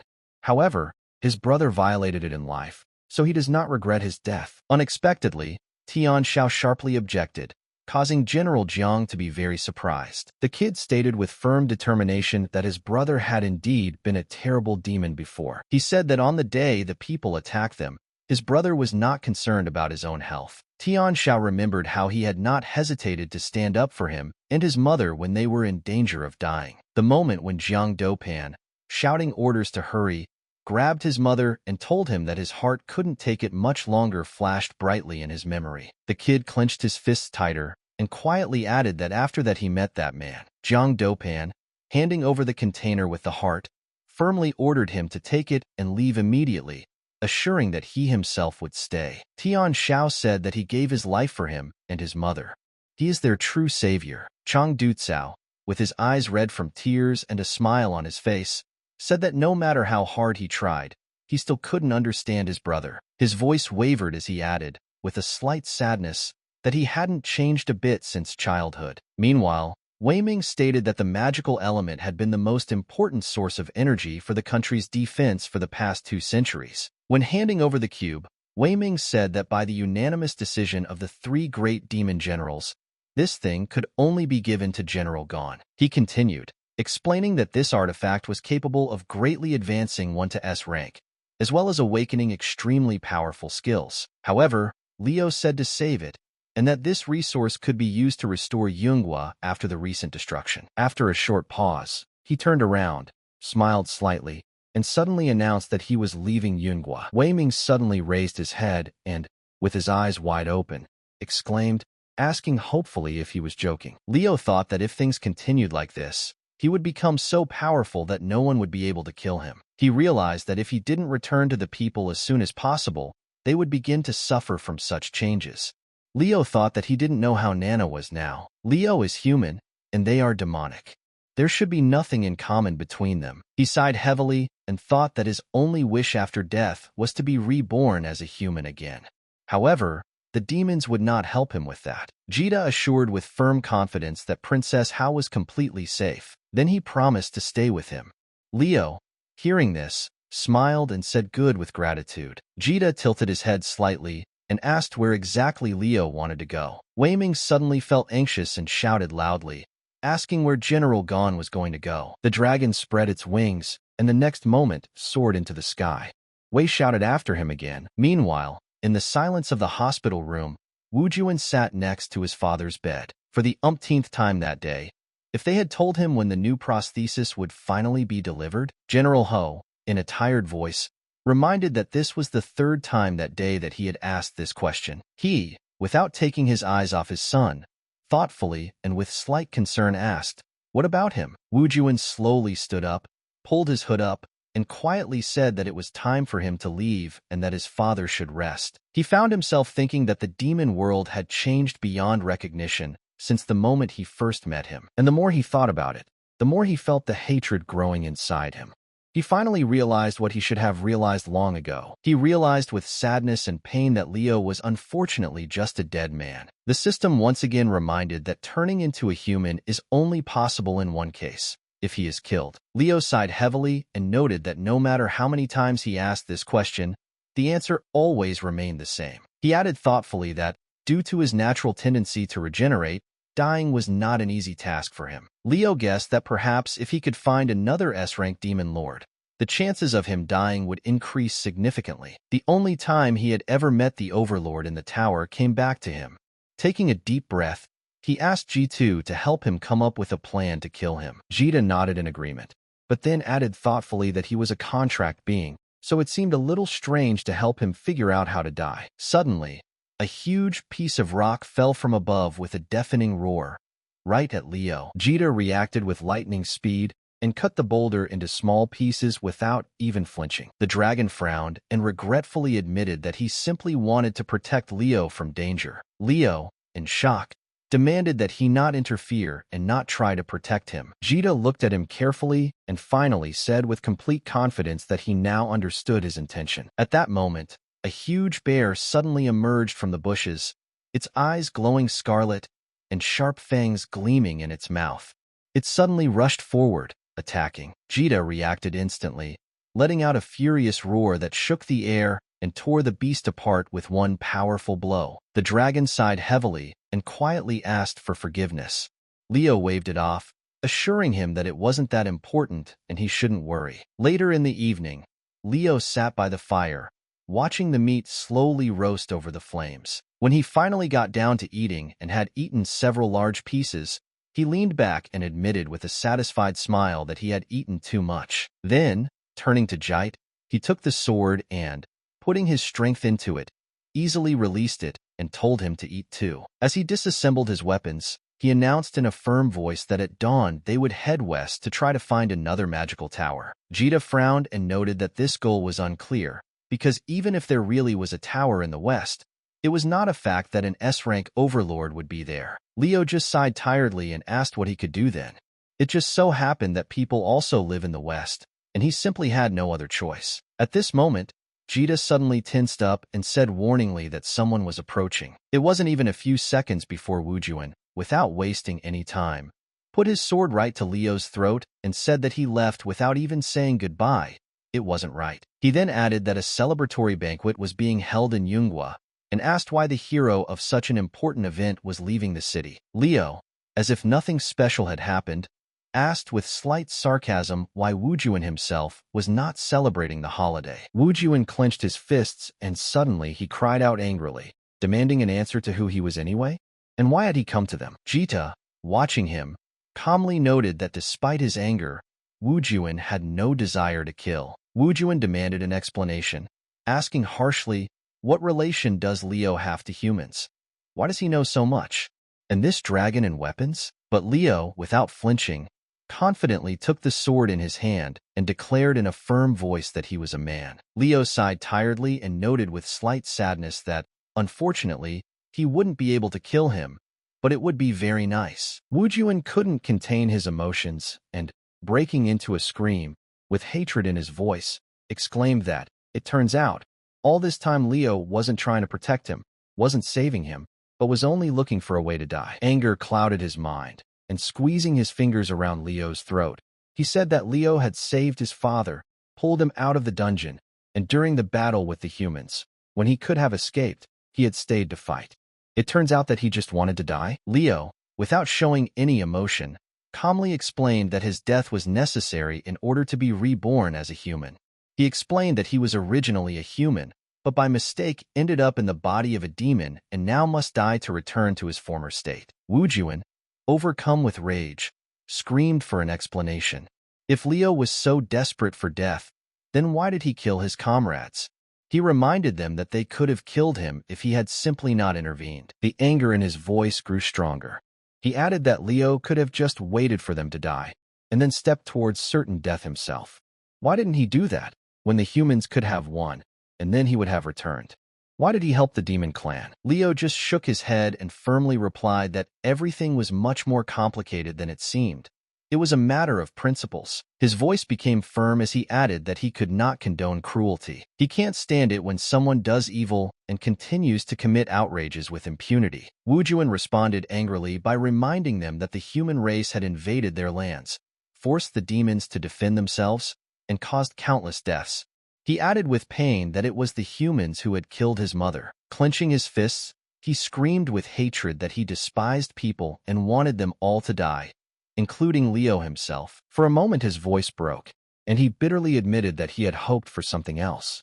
He had wanted to believe that Leo would turn out to be a demon after all. Jita, watching him, quietly said that she felt his pain, his inner suffering that he could not cope with. Without turning around, walked around him and said that it was time for him to go. Jita, not understanding, asked if he would not talk to him. Leo replied that he did not want to interfere in the affairs of demons, and that he and Wujuan were not friends. Wujuan gritted his teeth and announced that the union meeting would be held in a week. This is a major event where representatives from all 18 countries of the demon race will gather. He added that a tournament would be held as part of the meeting, in which the 2 strongest demons from each country would compete. Among the participants, there will even be S-rank demons, the greatest warriors of their race. Wujuan invited Leo to participate in the tournament, saying that if he really wanted to die, there simply would not be a better chance. He warned that despite Yunghua's neutrality, his opponents should not be underestimated, as any of them could prove deadly. Leo asked in surprise if it was really allowed to kill opponents in the tournament. Wujuan replied that of course it was, because they had to prove their determination. Jita looked at him carefully and quietly confirmed that he was telling the truth. His words were not false, but there was something else in them. Wujuan firmly stated that Yunghua had no right to lose this tournament because no country wanted to appear weak. He then invited Leo to join him. He promised that if he helped him win, he would help him die. S-rank demon lords are not easy to kill. Leo looked at him silently in response, then grinned. Without hesitation extended his hand and shook it, saying we had a deal. Lu began to explain that the Demon Alliance was a united empire consisting of 18 large and small demon kingdoms. She said that in this world, there were 10 mysterious regions from which the power of the world came. and that the current demon clan owned the second region. She further explained that the Alliance Conference is held for two main purposes. Firstly, the leaders of all countries gather for a joint meeting to discuss strategies for future development and the unification of the remaining demons. Secondly, the conference elects the next leader of the alliance. Liu noted that the elections are held in a competitive format every 3 years. Liu said that in a world where strength is paramount, it is vital to identify a strong leader, so this election method is considered the best option. However, according to her, in recent times the conference has ceased to be a place of unification and has turned into an arena of merciless confrontation, where each country seeks to demonstrate its power and suppress its rivals. Liu added that the so-called alliance of 18 countries has actually been pursuing only its own interests for a long time, and there is no unity or peace there. She emphasized that for the sake of victory, these countries are ready to do anything and will send the most ferocious demon generals. Liu said that 36 warriors had participated in the last competition, but only 5 had survived. This year, the 3 greatest powers of Yangua, Yugua, and Legua would definitely field S-rank warriors who could turn the tide of any battle with a single blow. She added with alarm that none of the warriors her father had sent had returned alive. She stated that it was not too late to change everything and urged them not to leave, but turning around, she noticed that Leo and Wujuan had disappeared. An hour passed before Leo announced that they had arrived. Looking at the majestic city spread out before him, he admitted that in his past life he had never had the opportunity to see this place, and that he had always thought of it as just an abandoned house. Slowly flying across the sky, looked around with interest, and was surprised that everything turned out to be completely different from what he had imagined. Before them appeared the capital of Yingua, a city striking in its beauty, combining ancient traditions and the latest achievements of demonic civilization. Liu noted with admiration that only a few years had passed, but Baidi had changed a lot. She added with a smile that there would be a dinner party there that evening, but turning around, she again noticed that Leo and Wujuan had disappeared. Meanwhile, Leo, approaching the shop, was amazed to notice the incredible variety of fruits, many of which he had never seen before. Wujuan watched him and mentally snorted, thinking that the people in this world had seen absolutely nothing. He just thought gloomily that he had already forgotten that in the end, he would still have to kill him. Leo, looking at the fruit, thought that the melon with black stripes on a green background was familiar to him only from books, and that it was probably a legendary fruit. The seller, noticing his interest, asked with a slight smile if he was from the East, and expressed surprise that he had never seen such a fruit. The merchant broke the fruit in half, handed one piece to Leo and explained that it was a watermelon. He offered to try it. He proudly added that this watermelon was grown in a magical field and has a unique property. It instantly restores physical strength. Wujuan thought that this was an A-rank weapon in front of him, and was surprised that it was being mass-produced in some roadside store. Looking around the display cases, he noted with bewilderment that one could even find weapons brought from Yungwa here. At that moment, a merchant approached him and, measuring him with an attentive gaze, asked whether he was from Yungwa. Then, with a disdainful tone in his voice, he remarked that their weapons were not nearly as good as those produced in Yingwa. With a smug smile, he declared that Yingwa was superior to Yungwa in every way: military power, resources, economy, and even territory. After that, he asked curiously if they had come simply as spectators to watch the upcoming competition. Wujuan glanced at him casually and replied briefly that he was not a spectator, but one of the participants. Standing next to the weapon stand was the warrior mage representing the Yugwa country. She looked at Wujuan appraisingly, and then with a slight mockery in her voice suggested that, apparently, Yungwa was really bad with candidates. A hint of superiority flashed across her gaze, but Wujuan only stared at her with cold hatred. Xiang Lin, ignoring his reaction, turned to the merchant and ordered him to pick up an S-rank weapon for her and deliver it directly to her hotel. The merchant, accepting the money, laughed and mockingly remarked that Yungwa really seemed to have a hard time. Xiang Lin, releasing her energy, confidently declared that her opponents would fall before Yugwa's power. Wujuan, feeling the powerful flow of energy emanating from her, realized that the person in front of him was an S-rank demon. Wu Juan looked around sullenly and noticed with obvious displeasure that the people in this place were extremely arrogant. Lu calmly and confidently explained that such behavior was completely normal, because the competition required one to show one's best. The situation was very different from the first meeting of the 18 nations. Previously, the countries had been of roughly equal power and had behaved cautiously. But since then, everything has changed, and now only 3 countries, Yangwa, Yugwa and Legua, have had real power and the right to decide. The winners of the last decades have invariably alternated between these 3 powers. The strong always remain strong. Such are the laws.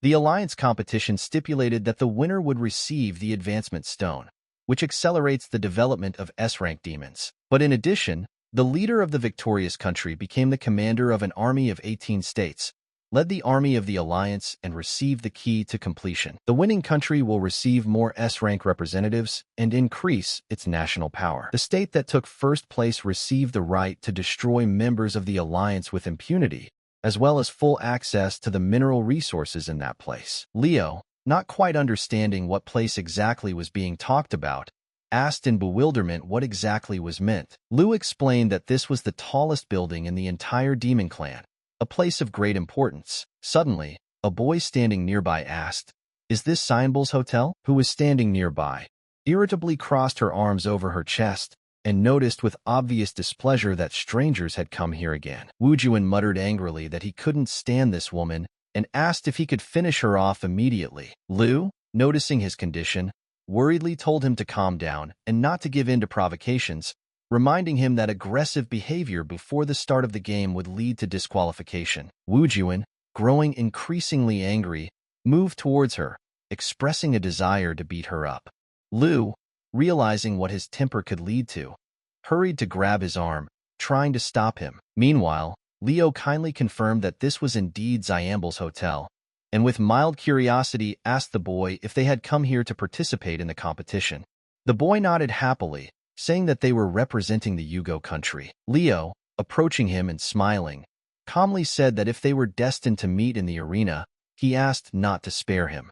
The boy was embarrassed for a moment, but then nodded, promising that he would do his best. Lu suggested continuing on her way, but suddenly felt a slight movement behind her, and the next moment realized that her backpack had been stolen. She screamed, telling everyone that their invitation cards had been stolen from her. Leo, watching him, noted with admiration the mastery of his technique, allowing him to hide. Seething with anger, demanded to know with a threatening voice who dared to do such a thing. Suddenly, the boy from Yugo turned to Leo and told her not to worry, asking her to take care of her sister. Concentrating enormous power within himself, he made a sharp gesture, and the ground beneath the enemy's feet trembled. Behind his back, wings suddenly opened, emitting incredible energy, and a deep blue light lit up his eyes, allowing him to see everything that was hidden. Using the cloud's ability, he sent a stream of ice towards the thief. The ice magic hit the target with amazing accuracy, instantly creating an ice road in front of him, making him visible. The man, stunned by the unexpected attack, wondered how he had been discovered. The next second, magical flowers filled with energy burst into flames in front of him, and Wu Juan, filled with rage, blocked his path. He crossed his arms over his chest and said with a grim grin that it was time for payback. Realizing that there was no way out, almost crying, began to beg him to stop, offering to simply return the things and not create problems for each other. Meanwhile, Leo, watching the boy's sister, noted with a slight smile that her brother was doing well. The sister, feeling sincere pride for her brother, said yes. Lu, relieved, thanked the boy, admitting that without his help they probably wouldn't have been able to do it so quickly. Leo laughed, complimented his fighting techniques, and asked if he was an S-rank demon. La Ji, a little embarrassed by such a question, honestly answered that there were no demons of such a high rank in the Hugo country, but he would try his best. Wu Juan, hitting the thief one last time, said, "Finally we have arrived." The thief, rising with difficulty, plaintively called for the guards, hoping that someone would intervene and protect him, while promising not to make such mistakes again. None of those present noticed that at that moment there was another demon on the second floor of the buildings. While sipping his tea, He calmly watched what was happening and muttered with a slight grin that the candidates continued to arrive, which meant that the most interesting part was just beginning. Standing in the long line, Lu looked around carefully and noted with slight surprise that many more people had arrived at the hotel than she had expected. She glanced at her watch and worriedly assumed that if they continued standing there, they would definitely be late for the banquet, which was supposed to start very soon. Looking down the line with disdain, thought irritably about why no one knew that disabled people had to be let through. Several long, agonizing hours passed, and when their turn finally came, Leo said with obvious relief at last. Lu, out of concern, gave up her seat, gently wishing that the boy's sister could rest as soon as possible after waiting for so long. Xianli nodded gratefully, quietly thanking her. Meanwhile, the strict manager demanded to see the documents, reminding that all the papers should be prepared in advance and not taken out at the last moment, delaying the queue. Xiang, calmly handing over the paper, asked if this was the document she meant. The girl looked up and explained that it was just an invitation, and she needed documents for registration. Suddenly people began to whisper, look at each other in surprise, and it soon became clear that the reason for the noise was connected with the arrival of someone really important. Chief Sungmin chuckled, shaking his head, and with a slight hint of irony in his voice, he noted that the same thing happened every time. Legua's candidate, Lin Li, walked majestically into the hall.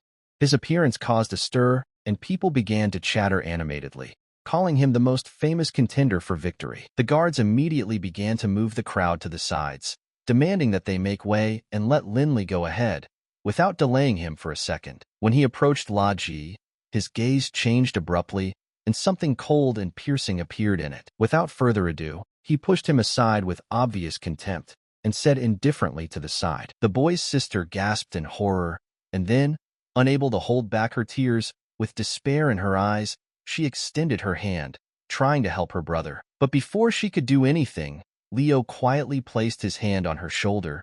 Barely suppressed hatred flashed in his eyes as he glared at the guards who allowed such behavior. Meanwhile, the manager with a friendly smile suggested that Lin Li immediately go to the green zone, explaining that his mother was seriously ill and therefore he should not waste time in line. Without even trying to hide his arrogance, nodded and threw out an order to go upstairs with his mother without waiting for him. He would join later, once everyone else had left. However, at this moment, Leo, unable to bear the injustice, instantly grabbed Lin Li's hand and forcefully pushed him aside. The guard standing next to him reacted instantly, rushing to support Lin Li so that he would not lose his balance. Leo, however, didn't pay any attention to this, confidently took the wheelchair and firmly declared that everyone was obliged to maintain order, and there could be no exceptions. He glared at the manager, making it clear that he would not tolerate this kind of treatment any longer, and ordered that they be served first immediately. The woman froze for a moment, then looked at him with fear, not knowing how to react. Chief Sung Ming sighed heavily, realizing that the situation was starting again. He reminded that Lin Li was not just a star, but also the first person from the demon clan to have a title. Lin Li took a sharp step forward with a furious look in his eyes, and, unable to contain his anger, roared that this impudent fellow even dared to push him. Lin Li, with a slight but unkind smile, noticed that his interlocutor was brave to dare to offend his man. Leo turned his cold gaze to the manager and sternly asked if there were any errors in their evidence. Lin Li, without changing his expression, slowly extended his hand and placed it on Leo's shoulder. Then he calmly asked if he could hear him, reminding him who was in charge here. Without waiting for an answer, he tightened his grip without warning, his fingers digging into her shoulder. At this moment, Wu Juan, who had been watching the scene with undisguised rage, suddenly stepped forward and contemptuously ordered him to let go. Lin Li suddenly burst into loud laughter. The sound reverberated throughout the hall, causing the air to vibrate so violently that people began to take cover. Wu Juan tensed up in disbelief as he felt the incredible energy coming from Lin Li. Lin Li, clearly enjoying himself, admitted that he was even starting to like it, and noted that his strength was impressive.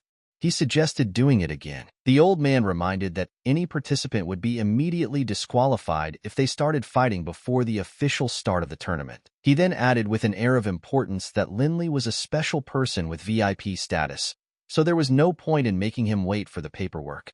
Instead, he invited him to come to him personally. With a slight smile, he invited Linley to stay in one of the most luxurious rooms, kindly adding that this way he would not have to languish in anticipation among the common people. Linley, pleased with this treatment, agreed without hesitation and, smiling, promised that they would definitely meet at the competition. Wu Juan, not hiding his irritation, asked with obvious anger how much longer they would have to wait. The old man suddenly coughed, picked up the paper, then with an unperturbed expression said, "Let him take care of it." With a smile, he asked whether his interlocutor was a candidate and said that the girl would not be able to live here. La Ji, unable to hide his emotions, exclaimed that in the letter they received, there was no mention of a ban on family members coming. The old man asked with a grin if she was really a member of the family and asked how he could prove it, adding that evidence didn't work here. With a disdainful smirk, he stated that this place only gave priority to the tournament participants.